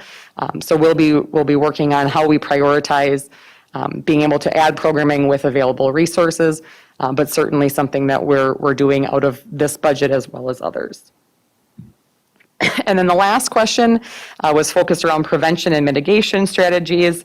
The one that we were actually at Cabinet a little bit surprised about was the ask for PPE. We had a number of respondents, specifically in the open-ended comments, who requested that the district be providing that more consistently. And so that was one that we were a little bit surprised was identified as such a high percentage from a priority standpoint and across all groups, including students. And so that is one that we will make sure that we're determining what needs to be ordered and what that looks like. The other one that was somewhat of a surprise was the on-site COVID testing. That was identified by all groups. And interestingly enough, we were notified yesterday, the state has allocated additional funds outside of ESSER from the state's funding specifically for districts for on-site COVID testing. So we actually have just over $500,000 that specifically must be spent on COVID testing for students and staff. And so you won't see that in this plan, because we have, again, another funding source to cover that. So not that we're not addressing that as a priority from the survey, but it's just utilizing other funding. Amy, I have a question there. Yes. And I have not asked you this question, so it's the first time I'm asking it, which this might be a mistake. But of that money that was, the state said, here's this amount, is that a mandatory? In other words, I know that somebody could hear that and say, you're about to make it mandatory that somebody is going to take those tests. And I know that in my correspondence with folks, I have said emphatically that we're not mandating that and making that a mandatory type moment. And so being that, and I said that up until you just announced that we received something new from the state. So I'm asking that question now to you. Did you read anything where somebody's going to make that mandatory? No, the funding is not contingent upon mandate, is to provide the resources and the availability for those who want to be tested. So yeah, there's no kind of strings attached or anything with the funding that would require anybody who doesn't want to test to have to test. Other items that came up in this were HVAC, indoor air quality improvements, and then continuing to support social distancing and physical wellness and hygiene. Again, a lot of those are all things that are already part of our back to school plan, and are items that are already in motion. The state also has released a list of state education priorities to use for spending. And so as we apply for the funds, they ask that we specifically address how and what we're doing in each of the areas that they've identified. And so these are most of the areas they've identified. There's a few areas they've identified that are not items that we're including in our plan because they just aren't programs or things that we're currently doing, and they would be drastic shifts in programming and kind of the overall district approach. But with the exception of, I think, two, all of these two that aren't on this list, we have already in the works plans to some extent, address each of these state priorities within our ESSER 3 fundings plan. So again, not going to read them all, but they're really, the majority of them obviously focus on that need to address that lost learning time, which clearly we know is an issue. We just got done talking about the data and the results, so it's not surprising that the state has identified these items as their priority items.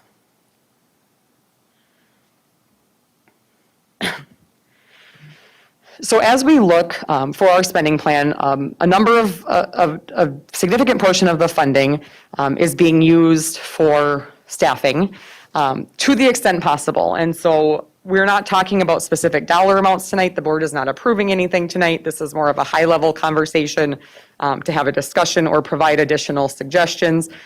In terms of the actual kind of estimated dollar amounts, which again are kind of in the air because some of these items, we don't know what's going to happen in a year or 2 years. And so some of these positions, the first one, for example, we've added staff to support students in quarantine. Our hope would certainly be that we're not still having to have that be part of our budget 2 years from now, but we don't know, right? So we will try to the best of our ability, lay out a worst-case scenario budget that includes all of these items for all 3 years, just so that we are covered in the event that those items are needed. So that dollar breakdown will go to Finance Committee at the next meeting, and then that will come back to the board for approval at the September 22nd meeting. But these are the items, really in terms of staffing, where we've added positions. The staff for quarantine support, both for elementary and secondary, so we have plans in place for that. We've added teachers for class size reduction. I'd like to say, and I'm sure both of our assistant superintendents would like to say, that we were able to add more. However, there's some significant staffing shortages out there, so we've added and hired where we can, and really targeted those in terms of looking at the data and where the highest priority need is to be putting those additional positions. You'll see when we get to the next meeting with a more dollar value laid out budget, that will have an increased amount for that class size reduction line item in the following 2 years, with the hopes that if we're able to add those positions at staffing time in the spring, that we'd have a higher likelihood of filling them. We didn't know about all of the funding when we started the staffing process, so a lot of this, is really coming almost too little too late in terms of the funding, but we're adding where we can, and there may be opportunity even mid-year to be able to add. We typically see an influx of applicants after that December point, so we may be able to add, if it's not for class size reduction, at least additional intervention type positions as the year goes on. But we're adding where we can, because as we looked at the data, that was clearly the number one priority for all stakeholders. We've added increased nursing supports, additional counselors at each at Apollo Tech and McKinley. We've added an additional chemical dependency counselor. And then we have a public health coordinator that's helping with that contact tracing and all of the requirements. There's additional EL supports, an additional SRO at each of the high schools. And then the next item is one I want to talk a little bit about. This is, and I'm not sure if that name is final, but we have what we've been calling well-being and engagement specialists. These are really positions focused at that SEL mental health piece. Our goal is to have one of those at each of the secondaries, and then kind of shared positions that would float between a few elementary schools each. Again, those positions are posted now. We'll have to some extent, wait and see how many applicants we get in terms of how many positions we can actually add. But we know that's been identified as a priority across the board. And so that's the position really intended to address that need. We have dyslexia course that was added at Apollo and Tech that we haven't been able to add based on funding. So we're able to use the COVID funds to pilot that as a specific intervention. Recruitment and retention specialist is again, this was discussed at personnel committee, so I think this was one of Les's reports previously. But we have a position that we're adding just due to the difficulty in the COVID environment of staffing shortages.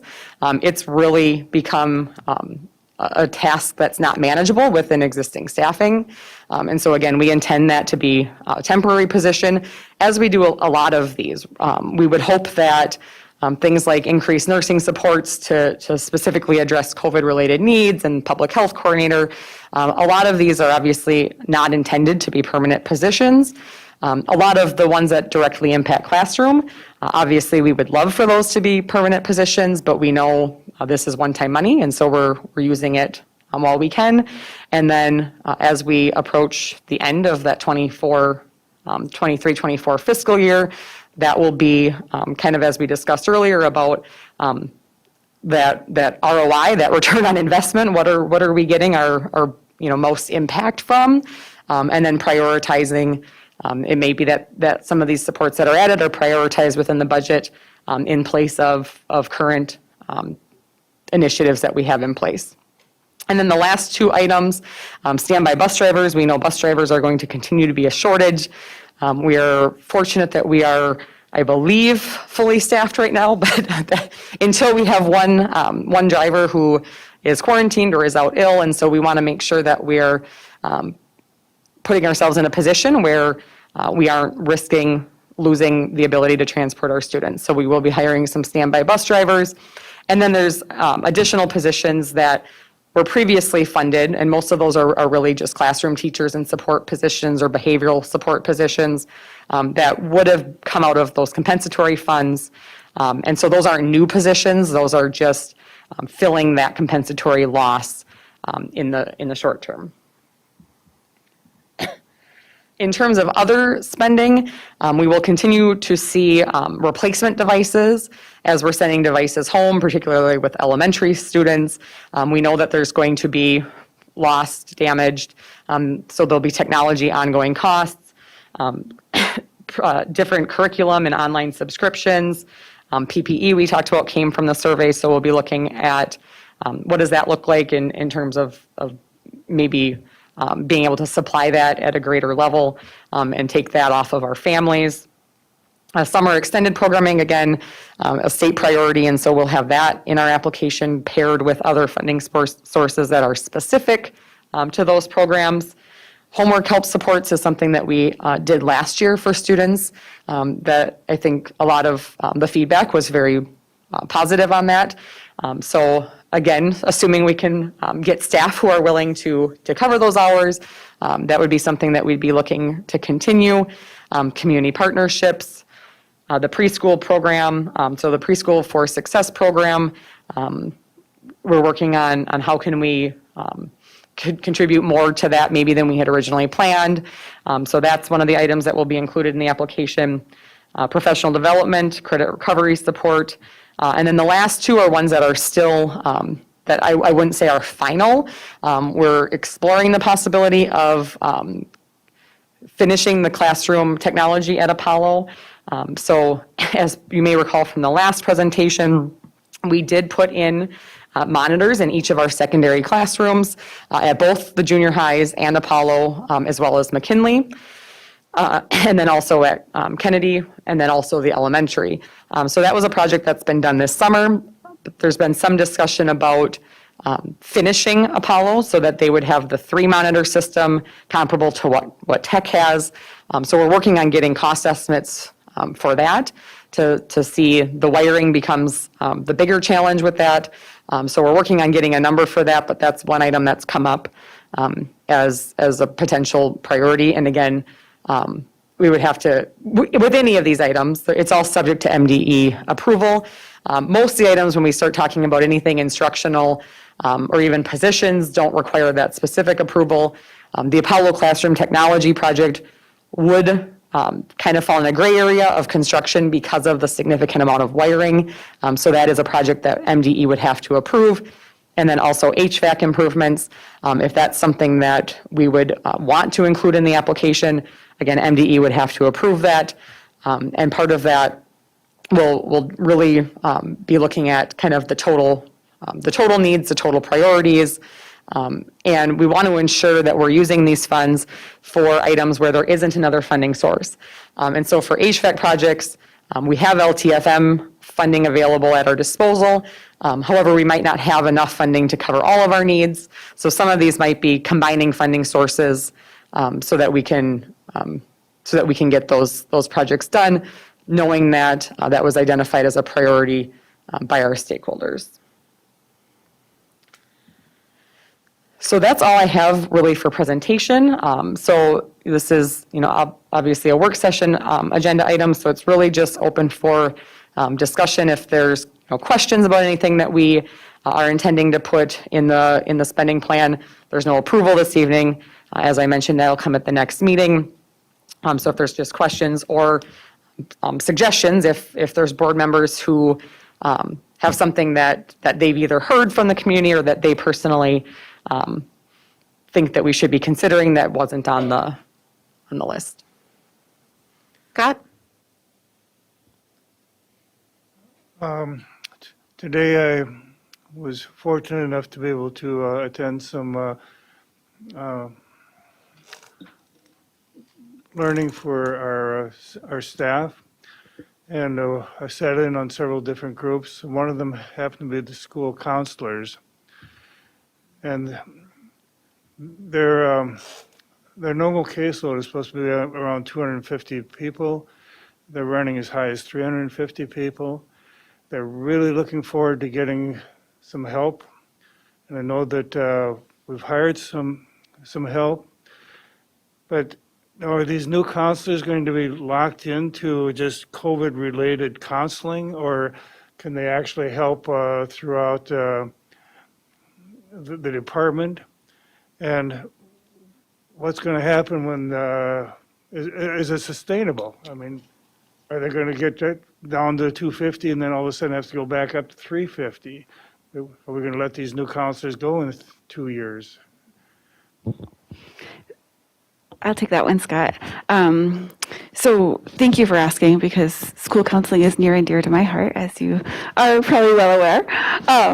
When we decided to bring on that additional counselor, we did intend it to be outside of that caseload, right? Because we committed to measuring the effect of any intervention or program that we put into place with the ESSER funding, because we know it runs out, right? And so we wanted to make sure that whatever we added wouldn't cause, or to minimize any hurt or harm at the end, right? If we found, this is not sustainable for whatever reason.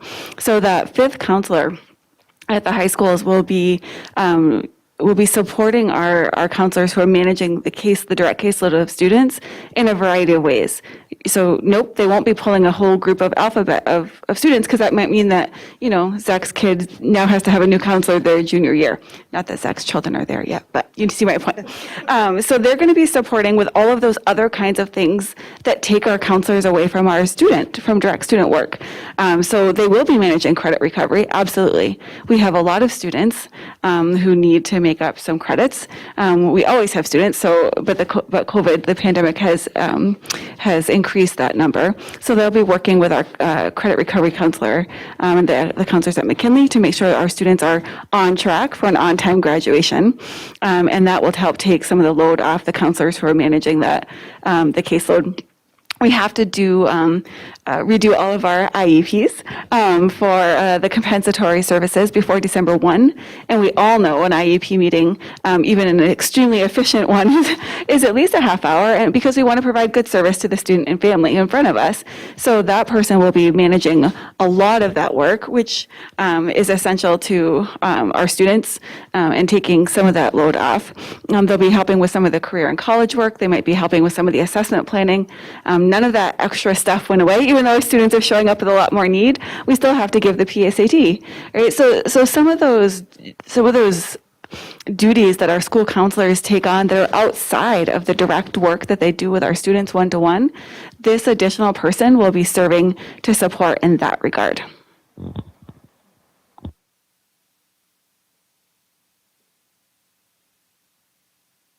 Okay, Natalie? So what do you think is the type of PPE that people, because it's parents and students and staff. So, I mean, is it just masks or is it shields or, I mean, I wonder what that is that people think. So that they based need. on, and what isn't in the data set to save some paper are the open-ended comments. We Okay. had a comment field, and there were about 300 comments. And a lot of the comments talked about specifically masks, the desire for the district to provide those for students. And so our assumption based on the comments is that that's primarily referring to masks, because there was a separate item in that same question that talked about physical items to support distancing, so or to support hygiene. And so some of those things like shields and other, our assumption is that those may have fallen under a different category. So we're really assuming that people are primarily referring to the masks. Okay. I know that we had some comments on COVID testing from parents who are saying how, and I don't know if we know this yet, because I know this is new with the 500,000 that you got, but how will parents be notified when their student is eligible for a COVID test at school? So we have not even started those conversations. That will be a process that has to, because obviously we for a student, right? For staff, that's easier because Yeah. the staff can consent themselves. Right. But for students, there's always that requirement for the parental consent before a test can be completed. I know in talking to Donna today at her former district, they actually had a testing program implemented in that district last year. And so she has some insights and some thoughts about potentially what that might look like. Okay. That's typically a partnership with a Centricare or some sort of other entity and/or a testing company. So none of that has been, logistics have been finalized. Right. At this point, we're basically at the identified as a priority need and funding to address it. And then we'll have to have our COVID team take it from there. So more to come on that. By no means would we expect that would be something that would be implemented at the start of the school year. That's obviously going to take some Right. time to get rolling.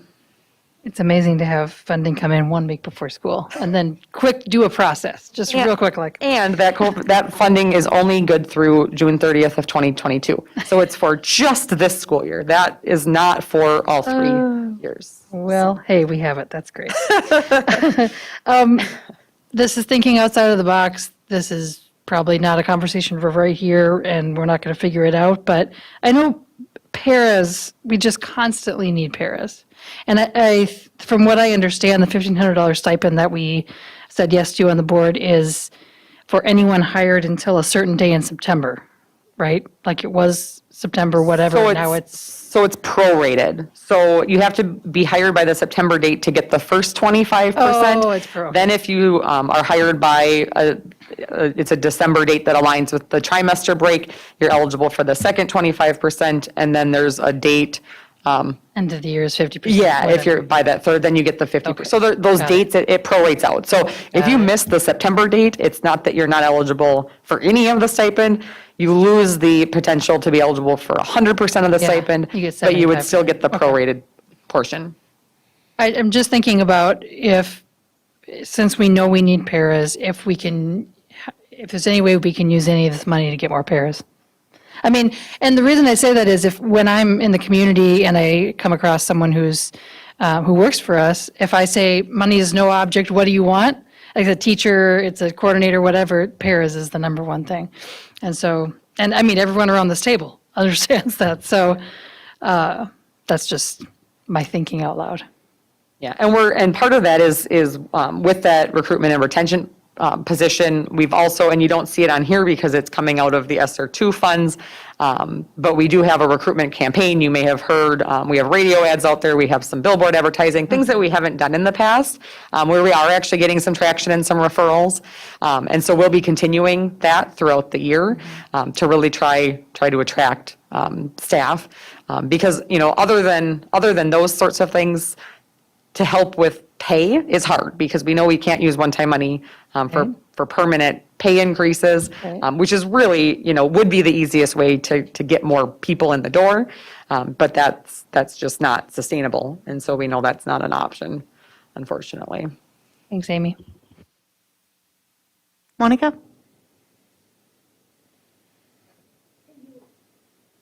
Can you go back to the slide of the positions, please? So one question about the positions that I have is that list that you have there, there is not like a one person for each one, right? What is the, not that I want you to go each one of them, but more or less, what is the number of positions that we're getting? Yep, so we'll have more detail on that as we bring it to the actual for approval. The staff for quarantine support right now is about 8 people, I believe. No, 7. For the quarantine support, and it's how it's done and how those positions are classified is a little bit different at the elementary versus the secondary. The class size reduction, I think at this point, we've added between about 8, that sound right? 8 or 9? Yep, we've had about 8 or 9 positions. Again, we hope to have a better number by September because we're still trying to address that and see if there's additional applicants. And then also, we obviously want to see where enrollment comes. Because part of that, some of these in terms of where the needs lie is contingent upon what happens with enrollment. And so we'll start to know that as we, get closer to that finance committee date, we'll have a better sense, which is why we didn't bring number of FTE because there's still a lot of moving parts. And so if there's a specific one, some of them, I referenced it was one counselor at each school. The chemical dependency counselor is one. So some of them are still up in the air, but we will have a better idea of that and a more clear laid out picture of how many FTE and what that equates to in dollars at finance committee. Okay, and then, so I have a couple of questions about these ones. Could you repeat again, what is the well-being engagement specialist do? Do you want to take that? Sure, absolutely. In a little bit, it's a work in progress, but the job description is out there, and we're seeking somebody with licensure and experience in mental health, licensed marriage and family, social work, and the idea of that person would be to work with our students who are showing us through their behavior, whether it's a response to trauma, whether it's not coming to school, whether it's either acting out or withdrawal, right? So that looks different depending on the age of the student or the developmental capacity of the student or just life experience. And so their job would be, again, to support our counselors, right? And our social workers and the other mental health staff that we have in our buildings to work directly with that family. And that person would be looking at it from more of a systems approach. So they might also, if they're at Tech, they might also partner with a sibling at South and then at Talahi or at Oak Hill. They would work with the family to try to identify what are the barriers getting in the way of the student's well-being or engagement in school. We've been partnering with Stearns County, and they've got a similar sort of position at the county level. And so the other role of this person would be to be a connector, right? So that we are connecting services that it might already be being provided for a family that we aren't aware of, or that is not being provided to the family, and that they are showing evidence of need. So that's our initial thoughts. And if there's lots of folks who have had roles in developing this, so if I've missed anything or if you'd like to add, but we will be fleshing that out as we go, depending on what our students show us that they need.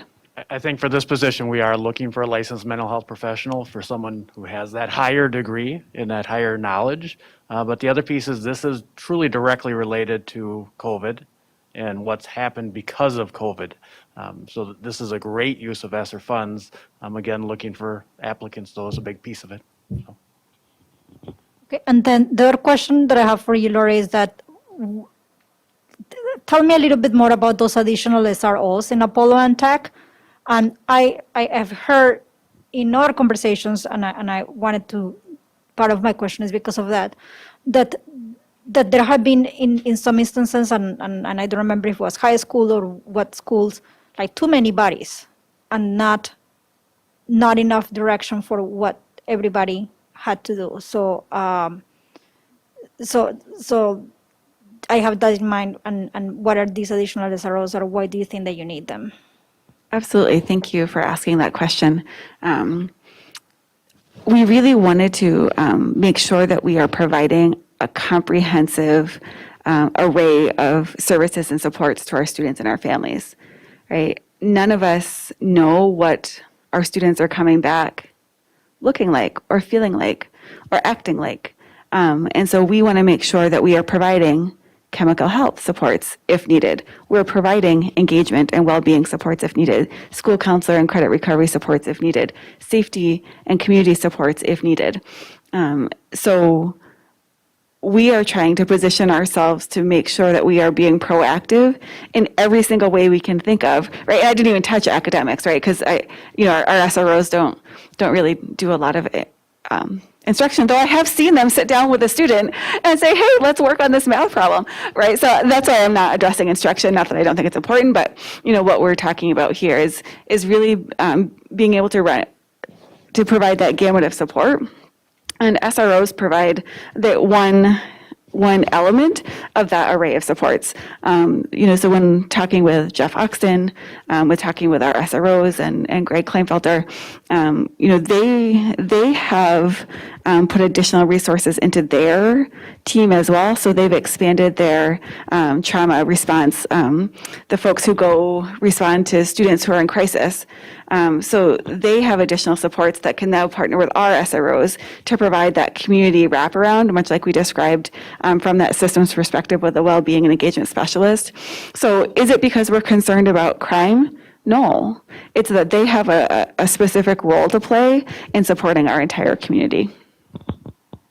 And it also provides a little more support when we think vertically, right? We know that sometimes our SROs, just like all of us, are home with their kids. They might be out sick. They might be called for training. And we don't, when that happens, then sometimes we lose the as much opportunity for educating and being proactive. We know our SROs love to be in classrooms.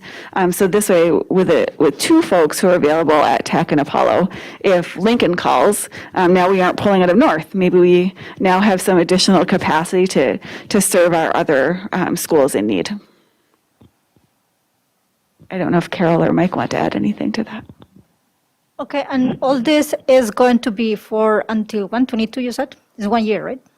So the majority of these positions, again, it's going to depend on the position. The budget that you'll see at the next meeting assumes all of these supports for that maximum 3-year window, which is when funding expires. I would hope that we are not still quarantining students in the 23-24 school year.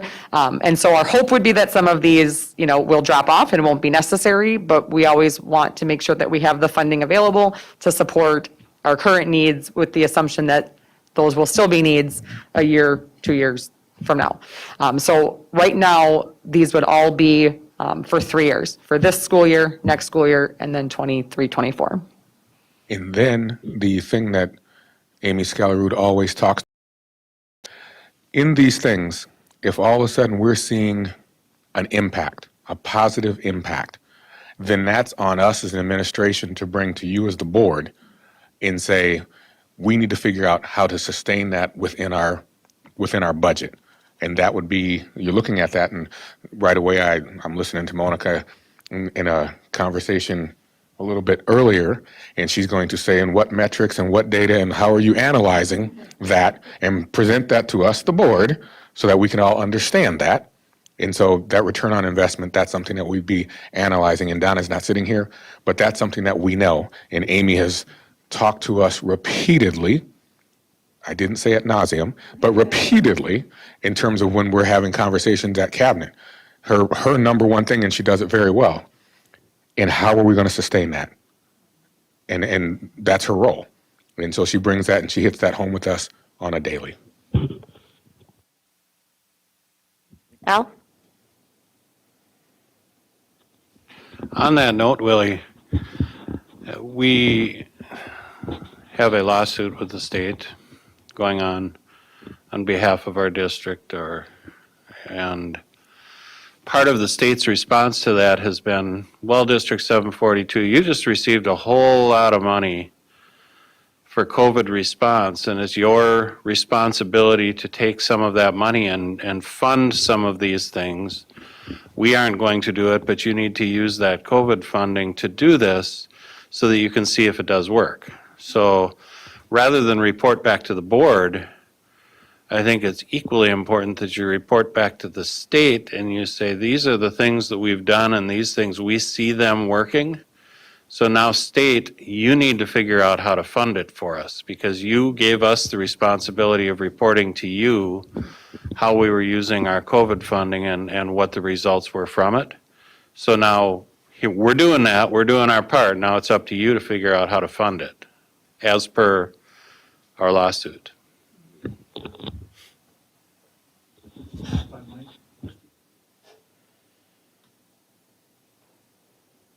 Point of clarification for me, Al. It sounds like you were saying that the state was saying that in order, that the lawsuit has to do with us proving we can do something good with the money.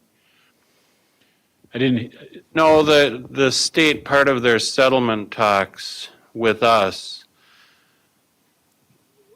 they were saying that they didn't want to give us additional dollars because we had a lot of federal dollars coming in through these ESSER funds, and that's what the money was for. So why don't you use your ESSER funds to put these programs in place that you're telling us you need and see if they work? And so what I'm saying is, we need to report back to the state now and say, we put these programs in place and yes, they do work. So now state, it's your job to fund education. You need to come back and fund us as we were requesting in the lawsuit. And they can't just say, well, funds ran out. Sorry, you can't do your programs anymore if they're working. Because we're doing what, I mean, it sounds like we're doing much of what they requested as far as what when we were in settlement talks. Is that correct, Willie? Is that? Yes, and part of that, as the superintendent, not you, I balk at in terms of, so you're telling us the money that you're allocating to every other district in the state, now we have to use our money in this manner, and you're going to judge us, but you didn't actually give us something different. So I struggle with doing that. At the same token, as we've all discussed in this room, with the funds that we have, we feel it's our responsibility to take a shot and to prove that we know what we're doing, and that if we have this set amount of money, we would do X, Y, and Z with it, like we always do. And now, folks, the proof is in the pudding. And like you said, Al, now share that with the state and say, we did our part. Right, and I agree with that, that really they're supplanting their responsibility onto us and saying, now you need to do it, and so we're using funds that we should be able to use for something else to prove that they should have been giving us these funds all along. The only thing that I could argue with myself over on that one is that we're receiving a whole lot more money than other districts. Districts that don't have a lot of title students and a lot of free and reduced lunch population are not receiving really, really large sums of money for the ESSER funding. So we are in a better position to do some of that, but I disagree with what the state's doing, but I'm saying They're just pushing it down the road. They're kicking the can down the road, hoping we forget, and we can't let them forget. That's, And Al, you and I are completely in agreement. And then I have Amy sitting there saying, but we're getting that amount of money. And she didn't say that, but I know she's sitting on my shoulder. And so she would say, and there's a reason we're getting this amount of money proportionate to title, special ed. There's a reason that our allocation looks different than others. But you and I are in total agreement. Les, you jumping back in? Just to, I've not followed the quote lawsuit. It seems to me that that the suit was for money that they owed us. It seems to me we should not have to prove going forward what we would have done if they had given us the money when they should have. Now, that's just my opinion, and so you can deal with that, but I can maybe answer a little bit of that, is that this is happening in settlement talks. If we were to say, no, we're not going to settle, and we continue forward with the lawsuit and we win the lawsuit, then we would get that money. yeah, I But- guess the settlement concept to me is compromise yourselves into oblivion. Yes. Because that kind of compromise would say that if a court approved that, it would say that you have to prove that you can close the achievement gap with the money you got with such and such before you get this. I'd get out of that, I'd walk away from that table and say, those are conversations that are irrelevant. That's not where this thing started. It started with unfunded mandates and all the kind of stuff that they were denying us money that we could have used over the last 20 years to make a difference for kids. I wouldn't sell kids out by saying we have to use, well, never mind. I just need Let me to just stop talking. I just need to make sure that, because we all understand in this room, but we're not the suit. It's a group. Correct. It's the Yeah, that's CIRAC. true. So I just need to make sure that it's separated in the minutes that Jan is doing. It's not us. It's the group that is in that. And I think it's important too to distinguish that the ESSER fund, the reason those funds were allocated was to address what we just looked at is a statewide and a nationwide decline based on COVID. And so these funds are intended to get us back to where we were, and hopefully further, potentially.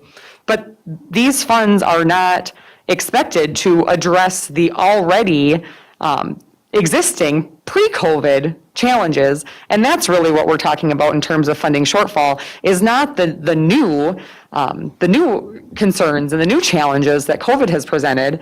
That's what these funds are for. It doesn't, in my mind, make sense to try to pair those together, while the programs that we might do to get us back to address that lost learning time could be the same sorts of programs and initiatives that would move us further from where we were pre-COVID in terms of reporting back to MDE. It could be the same programs and initiatives, but it's really, we really need to make sure that we're distinguishing between what the intention of the funds are. Yeah, and I want to be really clear that everyone understands it. I'm not in favor of the state's position on this one. I think the state is throwing us, they're not throwing us under a bus, but they're putting us in a position that we should not be in. The lawsuit, you're right, Les, the lawsuit was about us not receiving funding that we should have been receiving, and what could we do with that funding if we had it? And the COVID relief funds are a completely separate issue for a completely different problem. And that's how we should be using those. But that's the Department of Education came forward and said, here's our stance on this, is that you should be using those COVID funds for this. So what I'm saying is, if that's their position, and if they're not going to fund us the way they should, then if we do use the COVID funds for some of this list right here is not totally different from what we would have presented had there been no COVID, but we would have gone forward with this lawsuit. These are a lot of the things that we would have done. So if we see these working, And now the COVID funding is coming to an end. Rather than presenting it to the board and saying that this stuff is working, we need to figure out how to fit it into our budget. We need to say these things are working. Okay, state, now it's time for you to step up because we did it. It wasn't fair what you did to us, but we did it. And now you need to step up so that we can continue these programs that are working. And that's kind of that. I hear what you're saying, and I don't want to belabor this, but that concept to me seems like they are, again, shirking the responsibility to say, we really could have we could have closed the achievement gap already. They don't know that. We're not going to have to close the achievement gap to prove to them that we should have had the money back then, in my opinion. But again, I'm not, I thought we were on the same page, but, Natalie? all right, I quit. Thank you for your. I'll pick up where you left off now. It blows my mind to think about what we talked about before with the 10 commitments to educational equity, that this is, equity versus equality was what's happening here. Like, that's the talk of who gets what funding for COVID. Well, St. Cloud gets more, so whatever. There's a reason why we get more. Just like there's a reason why we should be getting more for special education. I think that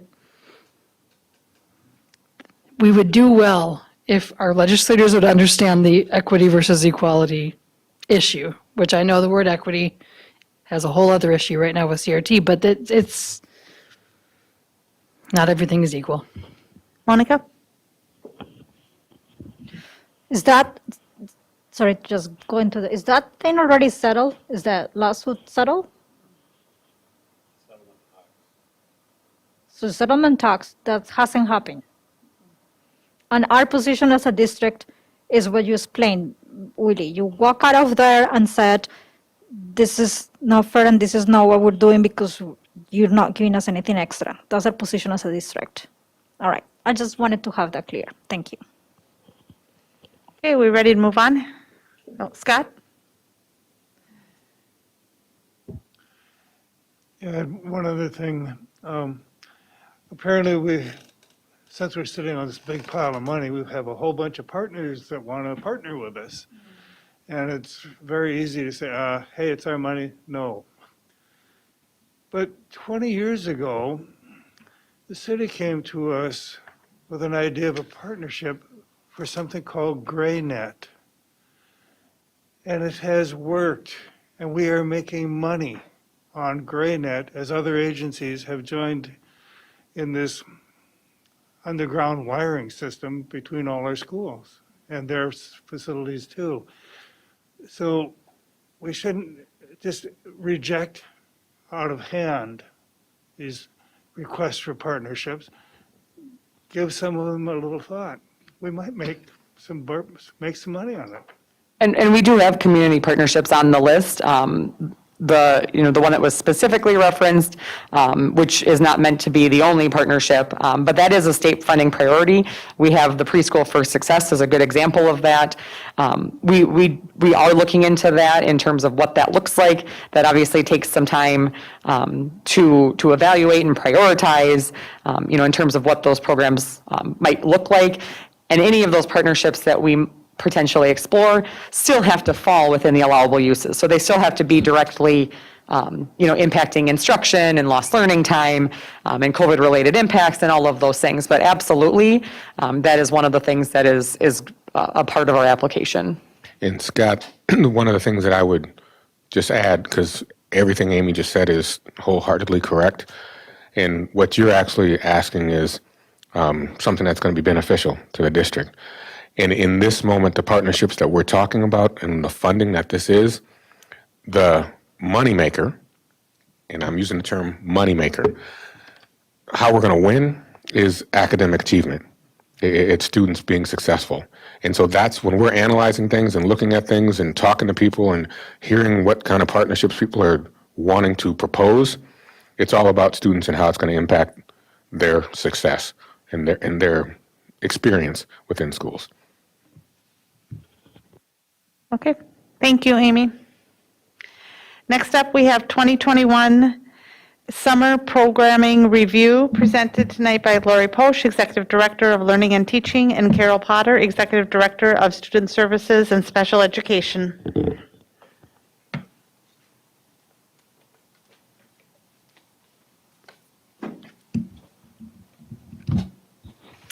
Good evening again.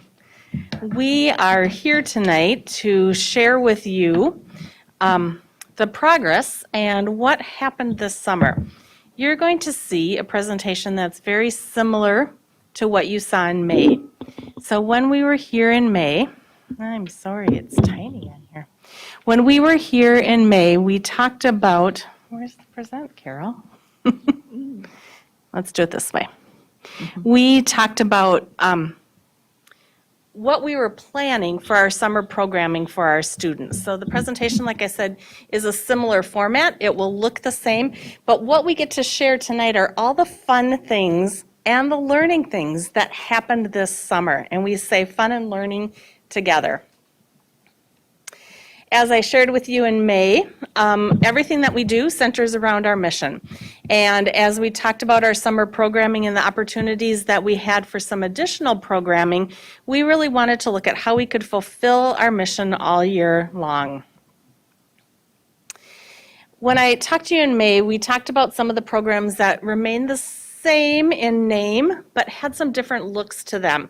So our targeted services programs at our elementary and middle school happened in all K-8 buildings this summer. These programs served 524 students, and our lessons centered around math, literacy, and social-emotional learning. We had many partners involved in this. This summer, we were able to have some AmeriCorps members who served as volunteers. We worked with our Boys and Girls Club, and the Yes Network served food for our students or provided food. And you can see some pictures of our students. It was hard to pick out from all of the great pictures, the ones to share with you tonight. What's traditionally called summer school is actually our credit recovery program. And our program this year was held again at McKinley, and it served our students from Apollo, McKinley, and Tech. We were able to expand it to 2 sessions this summer instead of 1, and served around 700 students in our credit recovery this summer. We had 17 teachers who took time out of their summer in each session to serve our students in this way. I want to give a shout out again to Carol Lund, Sam Norby, Sam Carley, and the teachers who served in this. I talked to you before about our Grow Your Own or the Future Teacher Academy. You saw that that actually is one of the priorities in some of our fundings. We were, as you may remember, we had to postpone this last summer. So we're able to do our second cohort of students. This was a partnership with St. Cloud State where our students actually earned college credits. We served 17 students in this with 5 St. Cloud State staff and 3 district staff spending the night for a whole week in dorms, hot dorms. We have, of those students, at least 5 in that cohort who are enrolled in post-secondary classes this summer, which is just amazing. We were able to help some of them through their FAFSA. We were able to get some of them admitted during that week. And we recently hired 2 of them to serve as paraprofessionals in our district. Yep, super exciting. Our students worked with students at Talahi Kid Stop and the Lindgren Child Care Center. Superintendent Jett stopped by to welcome the students. Our students were able to meet with the St. Cloud State President, with Senator Putnam, and many St. Cloud State faculty members. I promised myself I wouldn't spend too much time there because I'm really proud of that program. Our Pack-Rat Roll and Read Summer Bus, another exciting program. This happened for 7 weeks this summer on Tuesdays, Wednesdays, and Thursdays. We served students from ages 3 months old with board books all the way up through middle school. This year, it expanded to 19 neighborhoods, including our Kids Stop locations, our Boys and Girls Club, and the YMCA.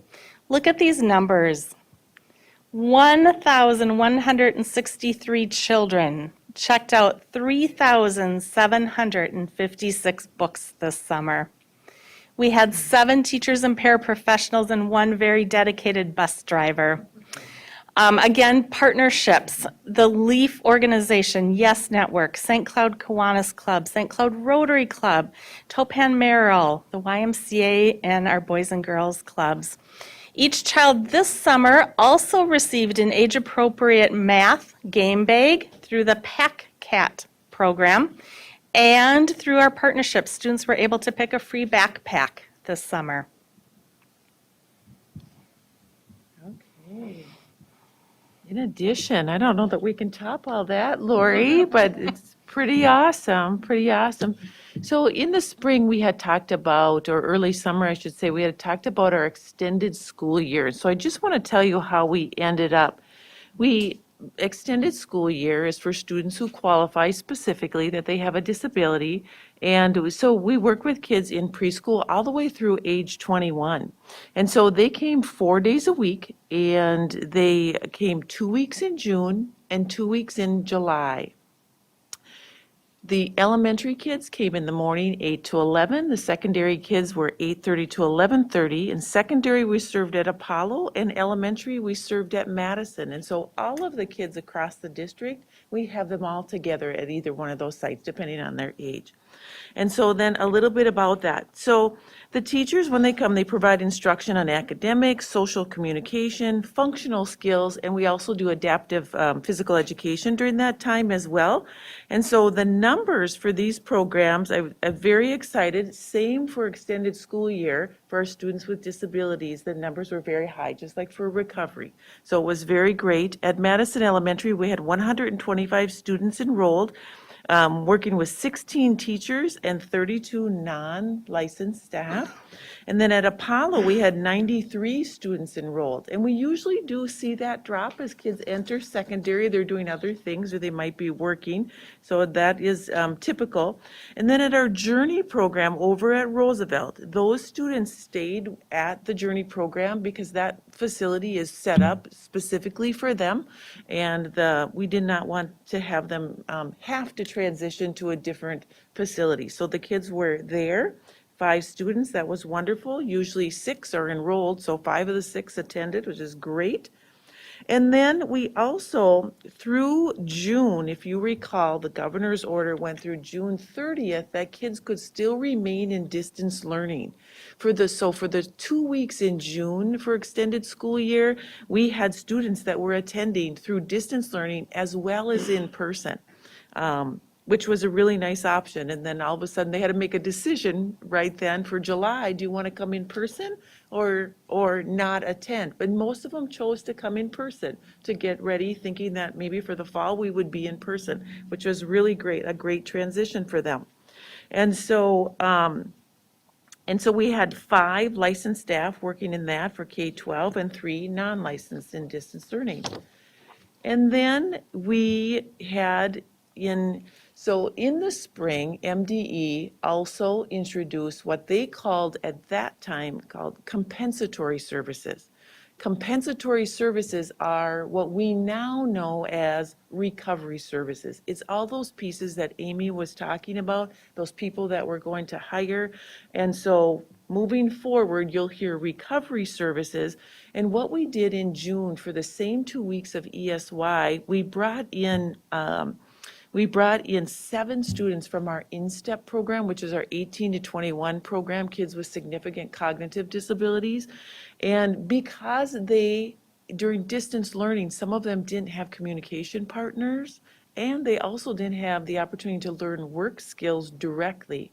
And so we brought them in for 2 weeks in June, and then following that, they graduated from their program and earned their official high school diploma at that point. And that's typically what happens when they age out at 21. Okay, then in addition to all of that, we continued to provide mental health services. Our Greater Minnesota mental health staff, we had 14 therapists working over the summer, which was fantastic. They conducted individual, group, and family sessions. We had 29 high school students participate with them in the summer, 26 middle school, and 56 elementary school students. And Greater Minnesota has just a really nice opportunity too, to go into, they also have the partnership where they go into homes as well. Les, I can't be done yet. Are you timing me tonight? I know I have more time.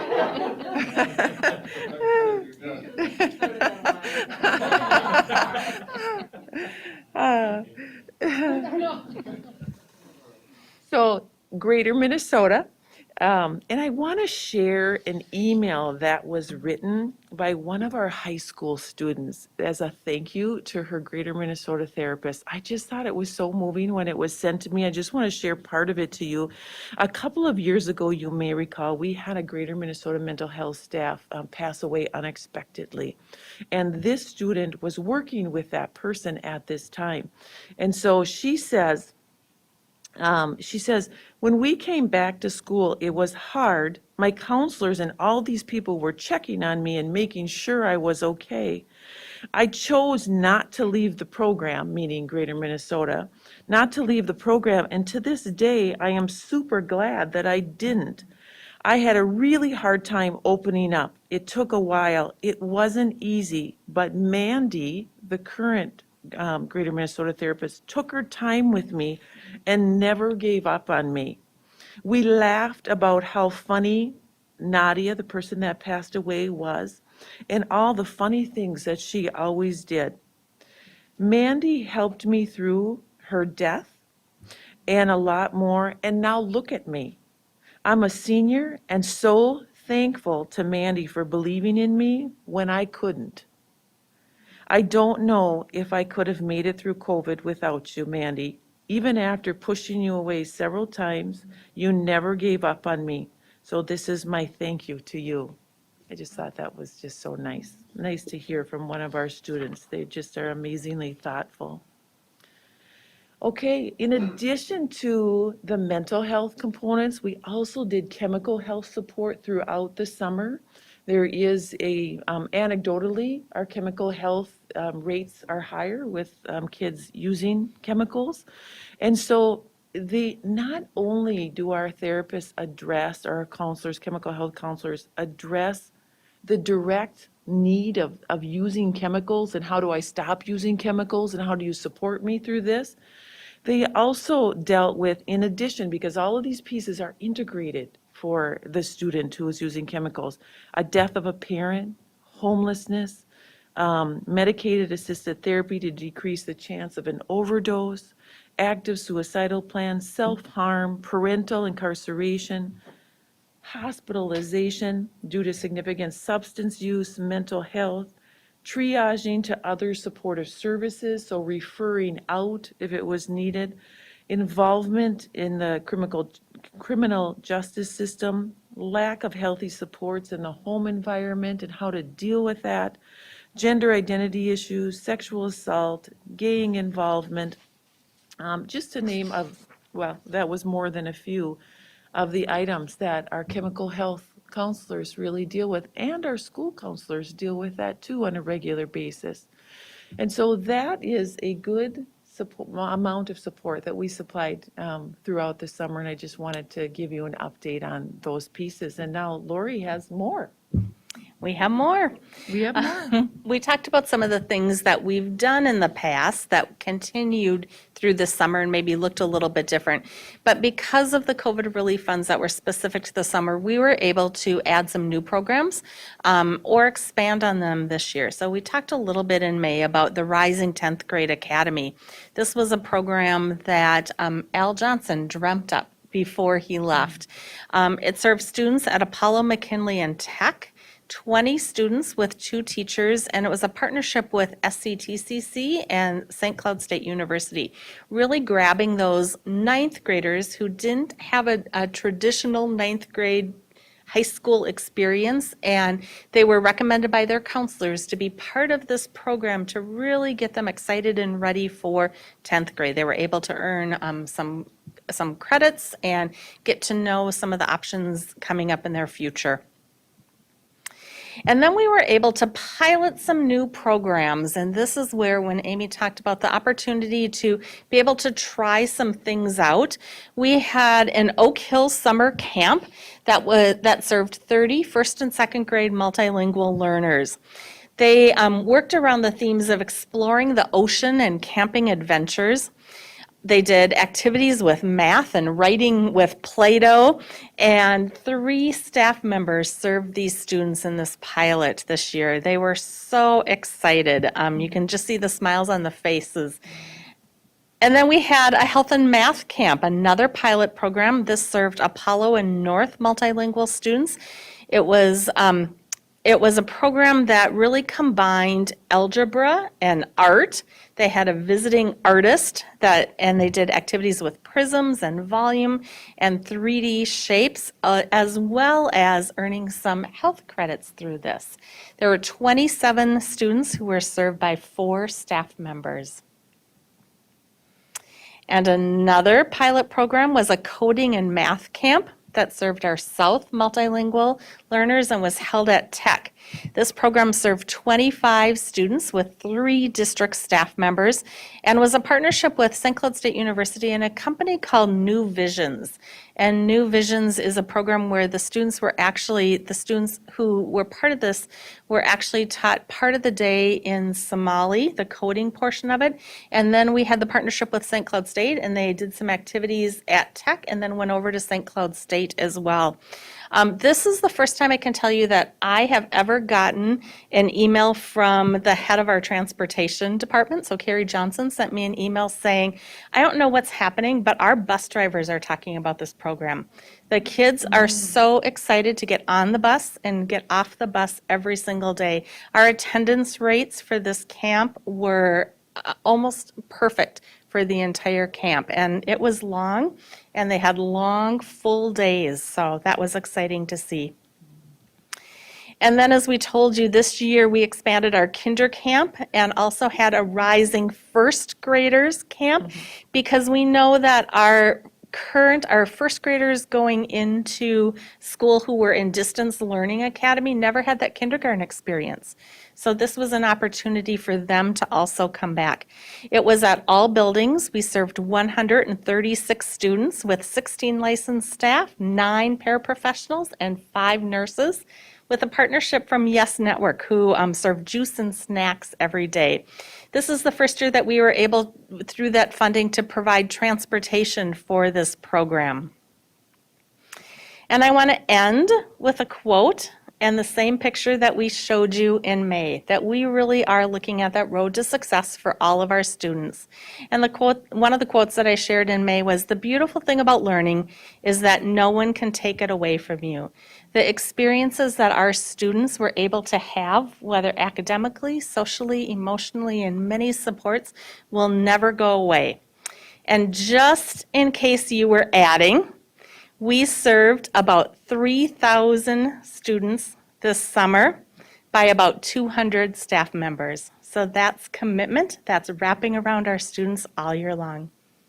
Any questions for us? I just have to say, wow, thank you. What a fun summer. Well done. Monica? So I had a question. So you had 1,100 children that check out 3,700 books. Did they read them? We hope so. I know that when I talked to some of the people who worked on it, they were sitting on the ground outside the bus reading books. So I am sure they took them home and hopefully read them many times. I did have a serious question about that. So the books that kids check out, where does those books come from? And I'm wondering what type of books are those?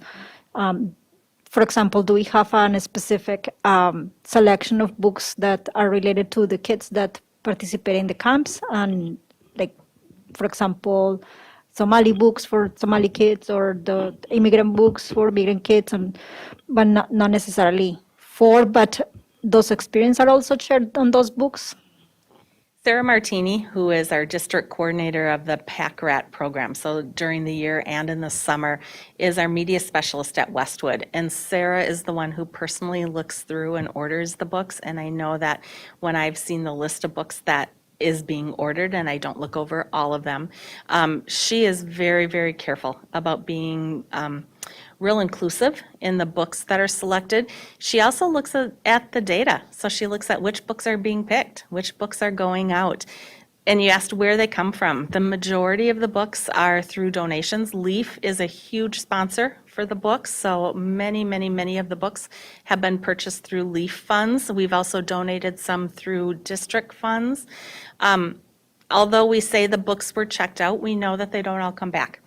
And in my mind, that's an okay thing, because I love having books in homes. So we know that that is a budget that we always have to replenish every year.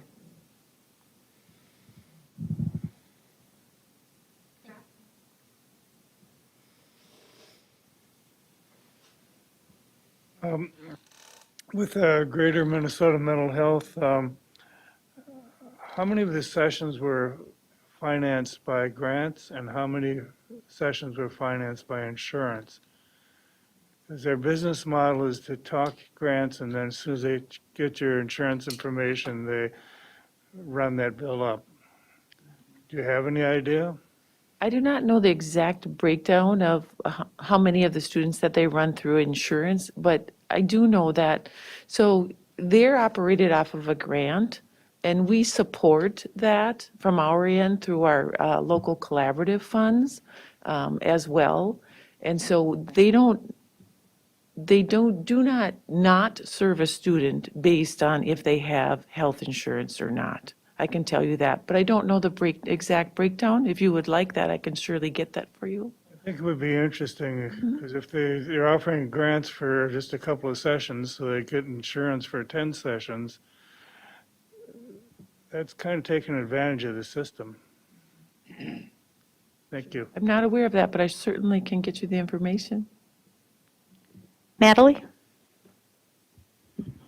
So when our students are in therapy during the summer, is it students that have been in therapy during the school year and then are extending through the summer, or are we having parents call and say, can you help me out? And then we're, identifying students even in the summer for this program, or how does that work? That's a great question. So typically during the summer, it's students that have been already established during the school year. However, they have a home support unit as well. And so they may have new incoming through that part, because they also support in the home. That's separate from what we do in the school. And so if that student is a 742 student, we would probably then pick that student up in the school during the school year as well, if they did start in the summer.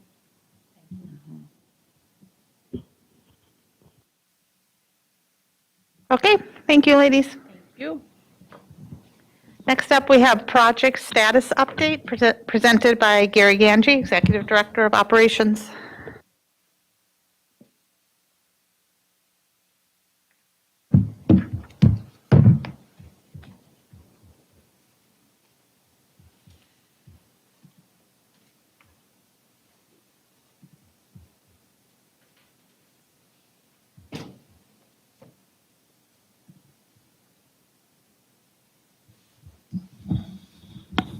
Good evening again. At the next school board meeting, I'll be presenting a more in-depth presentation on the projects over the summer. When we scheduled that, one of the board members suggested that we have a very brief update tonight of any areas where we may have some access issues coming up with the start of school. And so that's what we're going to take a look at this evening. How's that, better? Okay, thank you. So first project I want to talk about is County Road 136, which is the county road that runs by Oak Hill. It's also called Oak Grove Road. Although this isn't our project, we have been watching it all summer because it impacts our traffic in and out of Oak Hill School. If you've been out there within the last week, you'll see that the first layer of pavement has been put down. Some of the driveways are a little bumpy going in and out, but our two entrances are very smooth. So we are in good shape there. The County Road 136 or Oak Grove Road is closed just south of Oak Hill, and the estimated completion is mid-October. So what it means is a bit of an inconvenience for folks coming. They have to travel around and go down 22nd Street to Oak Grove Road and in that way from the north. But the good news is we can get in. Yeah. Another project that kind of creeped up on us, at least it creeped up on Zach and me, because this is our neighborhood. All of a sudden, about mid-August, we had signs on 29th Avenue North, which runs up past North Junior High, for a resurfacing project. Long overdue, it is. Yeah, we were glad to see it, and it looks nice. The first layer of pavement is on, and we checked today, and it appears that it will be finished either tomorrow or Friday, and if we get some inclement weather, then it would be next Tuesday. So we should be in good shape on that one, too. 33rd Street South. This doesn't run by any of our schools, but it's a major access point to both Tech and Oak Hill, if we could get in that way. So this would go from Cooper Avenue to 136 or Oak Grove Road. This is a continuation of the project that we've seen over the past 3 summers. And we found out today that projected completion is mid to late September. So that one's coming along nice as well. South, I know a lot of you have driven by South. You've mentioned it to me the last week. It's just astounding the work that's been done there. These are some shots. The bus chute, new bus chute on the north side of the school has the first layer of pavement on it. They were out pouring additional cement today. The lower left picture is the additional parking in the back and the tennis pickleball courts. The lower right-hand corner photo is just standing in the bus chute looking at the parent drop-off area. And the upper right is the parking lot that's going in the south side of the building. Of all these photos, the bus chute, the parking area by the tennis court, and the parent drop-off area will be finished by Monday. Spoke with Mike Spanier this evening, and he spoke to the foreman, and they are on track. They will have staff there workers there to do that. The area that is the south, the new parking lot in the south side of the building should be finished by mid-September. I know the photo looks like a lot of sand, but if you were there earlier in the day, this was taken at 7 o'clock last night, they were still moving dirt. In the morning, it didn't look like this, so they're making a lot of progress there as well. Our controlled entrances at our 1990 schools, which would be Oak Hill, Discovery, and Talahi, we ran into some supply shortages, and specifically it's aluminum. So the aluminum was delayed on the shipping. It's going to arrive around September 15th. Once it's here, it needs to be fabricated. So we're projecting that this project should be wrapped up by about the 1st of October. In this project, in all 3 buildings, these projects, I should say, I'd put in that inconvenience category. Our controlled entrances will be functional. Visitors will come into the school. They will enter right into the office. It won't be a glass door like you would see in a lot of our other schools. That's what needs to be fabricated. There'll be a temporary door there that visitors pass through. Where the windows were, it's sheetrocked. Those will be windows again. Again, we need to get that fabricated and put back together. But as you can see, this is Discovery. There's new furniture. All three schools have new carpet there, new furniture. There are new little conference rooms. The mail room's been changed up a bit, and it's looking nice. But it's just not quite completed. So hopefully, when I come back in 3 weeks, I'll have pictures that look a little bit more completed than this. McKinley Elevator. We knew that this project wouldn't be finished by the start of school. It's parts to the elevator. We ran into some issues with the adjacent wall, but that's not the delay on this one. We just always knew that we would be getting some of the parts to this after the start of school. And so what I did is instead of taking a picture of where the elevator is, I just did a satellite view here so that we could talk about the inconvenience of entry. When students arrive, they park on the upper lot, which would be on this photo, the lower right-hand corner, so the student entry won't be impacted at all. Staff park down below. We'll have some fencing just for safety, but there'll be ample parking for staff. And then this particular site, we cater lunches out to Roosevelt and to the Riverwoods program out of this building. And we also have deliveries for the kitchen, which is on the lower end. There are some doors in the gym area, and we'll use those so that for the catering and delivery, we don't have to navigate steps and that type of thing. So it will just be for a couple weeks, and then we will get back to normal there. Questions? I have a question about South. Is Yes. the parent drop-off and pickup, is that a different door, or is it the same one? So the parent drop-off will be on the west side of the school, where we used to have buses and parents before. So that will just be for parents, and then the buses will enter that new chute and be on the north side of the school. So the parents are still going to do the same? They don't have to Correct. know something different? Correct. And They the just bus won't driver- have to work around buses. Yes. Beautiful. Okay. That's going to be done though, the parent drop-off? Yes. After we talked, yeah. Yeah. Well, after, yeah. They, They're putting in curbing today, but they got a lot of work to do on that parent drop-off entrance. Al, after we talked before the meeting, I called Mike and just said, hey, Al's got a question. I'm guessing he'll bring it up. Thanks for bringing it up.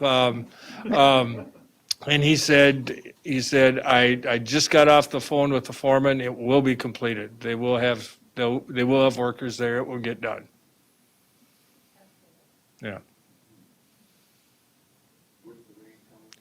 I was repeating what Mike said. He had a lot of confidence in his voice. Yeah. You see, there's some people here that if we were at sports, Right. you know, us would think, Right. Yeah. Yeah. I think what he says, you can assure Al. okay, anything else? All right, thanks, All right, Gary. Thanks. Okay, last up for tonight is schools update presented by Dr. Lori Putnam, Assistant Superintendent for Secondary Education, and Dr. Mike Rivard, Assistant Superintendent for Elementary Education.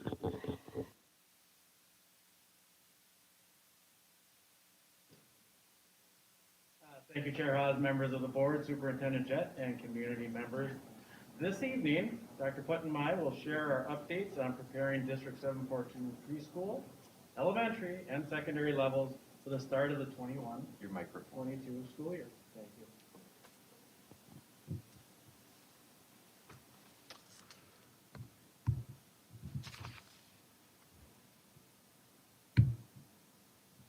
Now we're having problems again. One moment.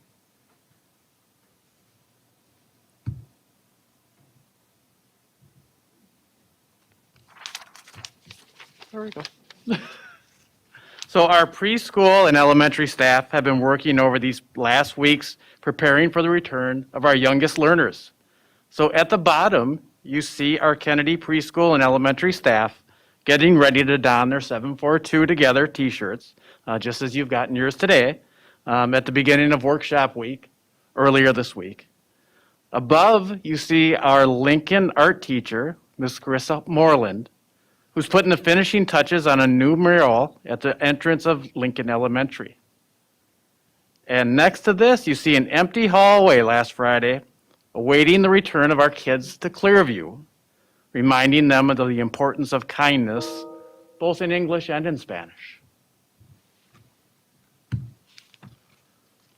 Our elementary teachers are excited this year about the update to our reading curriculum with the adoption of Wonders 2020. Having worked with Wonders 2014 for many years now, our level teachers, special educators, and EL teachers spent Tuesday afternoon this week learning more about improvements to our reading curriculum. New smartboards have been installed in the classrooms of all of our elementary schools. Similar to the updates of the Wonders curriculum, we're continuing to use smartboards as an instructional tool that our staff is quite familiar with, similar to Wonders from before. So throughout the last 2 weeks, our teachers in the elementary schools have had the opportunity to participate in live training and also to participate in remote training if they weren't able to make it in.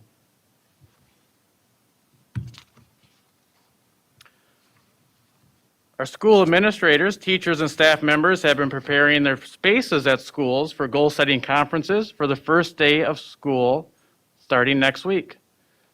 We especially appreciate the work and long hours of all of our educators, and we make a special shout out to the work of our maintenance staff who have been moving things, setting up learning spaces, ensuring that we have beautifully clean schools, and making goal-setting conferences a reality for our elementary kids.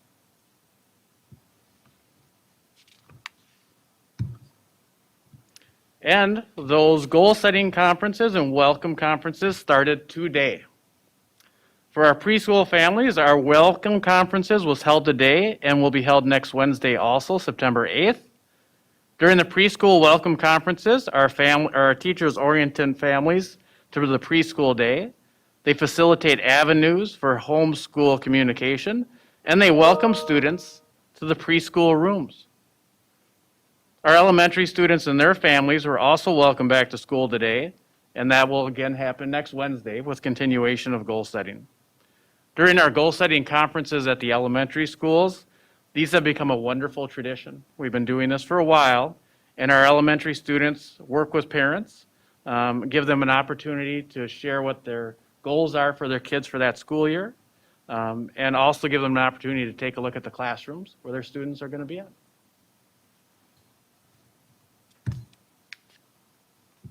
So as our students, families, and our staff complete welcome and goal-setting conferences, we know that they're ready to return to school. The excitement of coming back to school, a backpack with supplies, holding your younger sibling's hand to help them off the bus, and being part of a school community makes our preschool and our elementary schools an especially exciting place to be during this next week. We hope to see some of you there. Dr. Putnam will share some things about middle and high school as they are starting to prepare for the start of the school year.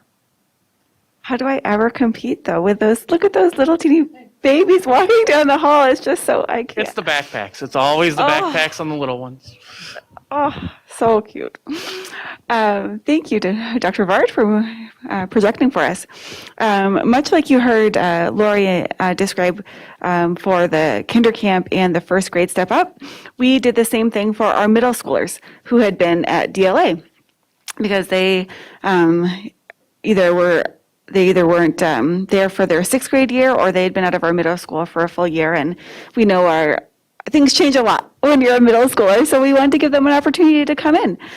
So we had about 45 students across North, Kennedy, and South, and those were just the DLA students, and anybody who is new for 7th and 8th grade joined us for 3 days of a new student orientation / welcome. They had an opportunity to attend a variety of sessions, including get to know you activities. They did some STEM, some art, some sports, and then they did both some in-person and virtual tours. Since they were housed at South, they did virtual tours of both North and Kennedy. They got a head start on meeting some of their classmates. Our secondary is, of course, hard at work preparing for our return to school. Our middle and high school students are preparing to welcome our students that are new to secondary on September 8th. So as a reminder to secondary families, although we are in session on September 8th, that's only for new 6th and 9th graders. That's when our web crew, that stands for Where Everyone Belongs, that's our middle level student welcome committee, and link crew are made. Those are our student ambassadors, and they lead our new 6th and 9th grade students through an orientation process.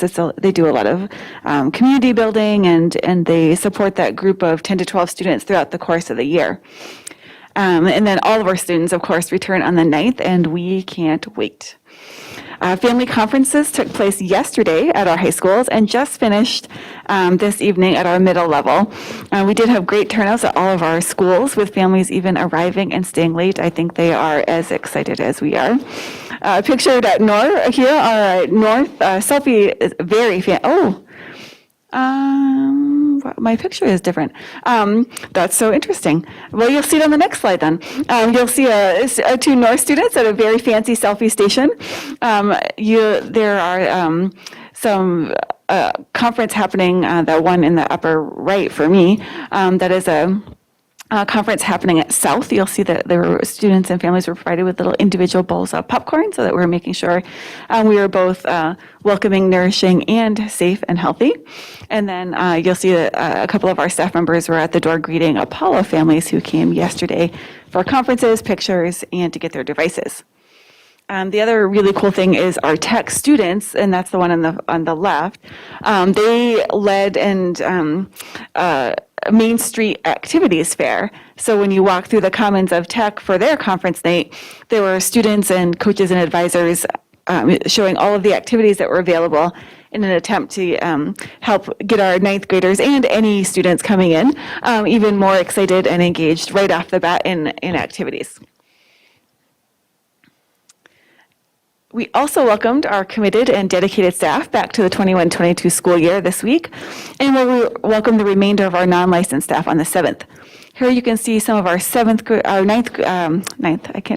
North Junior High staff, and though it's challenging to see, if you squint, you can kind of see they're holding little goodie boxes, and those were little gift boxes from Westward Church. They gave us snacks, school supplies, and a $20 gift card for every staff member. We had a lot of community partners who gave different items to us, and so we just want to say thank you to Horace Mann, Tech alumni, our PTAs, and other partners who generously gave either food or gifts to welcome and celebrate our staff who are returning. You also see some of the work that our South staff did on the side. The new PIS matrix or the language is the accountability, respect, and empathy, and that was developed by their their staff. And then there's a Wordle.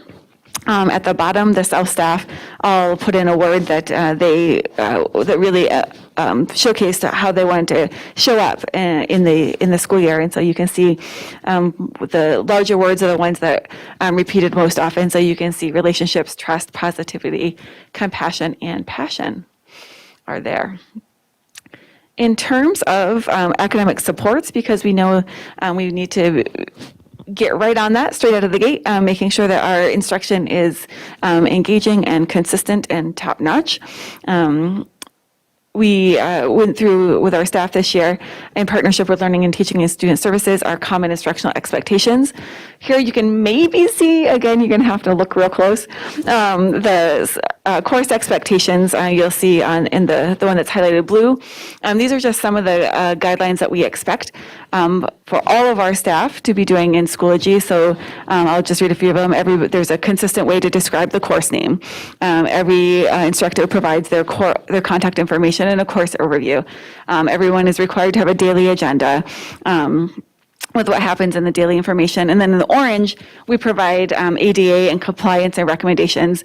And that includes things such as if you're posting a video in Schoology, have closed captions. And if you're going to use images, make sure they're informative and not simply decorative, because that matters for students with processing concerns. So these are just, they are longer lists than this, but this is just a screenshot of some of the common instructional expectations that we are rolling out. And then we know that this year, student engagement will be more important than ever, given some of the disconnection that was experienced over the past year. And Mike, you can go on to the next slide if you don't mind. Thank you. So as you heard from Amy, we're hiring the Wellbeing and Engagement Specialist, which we're really exciting about. And we're also focusing on listening to our student voices. Here you can see a tech student leadership gathering that happened in August. And during this meeting, they discussed ways that students could help other students connect more to the school community, how they could help hear from a greater diversity of student perspectives. And at this meeting, they also gave feedback on ESSER funding. So some of the feedback and the comments were from them. And a similar group does meet regularly at Apollo and will begin meeting at McKinley. So we hope that this provided a thorough overview of our return to school preparations. If there are additional questions or curiosities, we're happy to answer them. As you can tell, we are very excited about this and really glad for the opportunity to showcase the great work that's being done by our district and building administrators, our staff, and our students. Thank you. All right, anybody have any questions? All right, well, thank you. Meeting is adjourned. It is 9:30 for watching. We'll be back Wednesday, September 15th. Have a good night.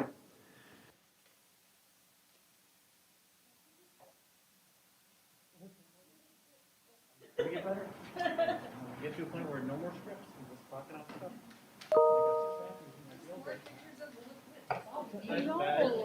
So unfair. Good job, people. Good job. What you don't get in pictures, you get in next time. Okay, thank you. There you go.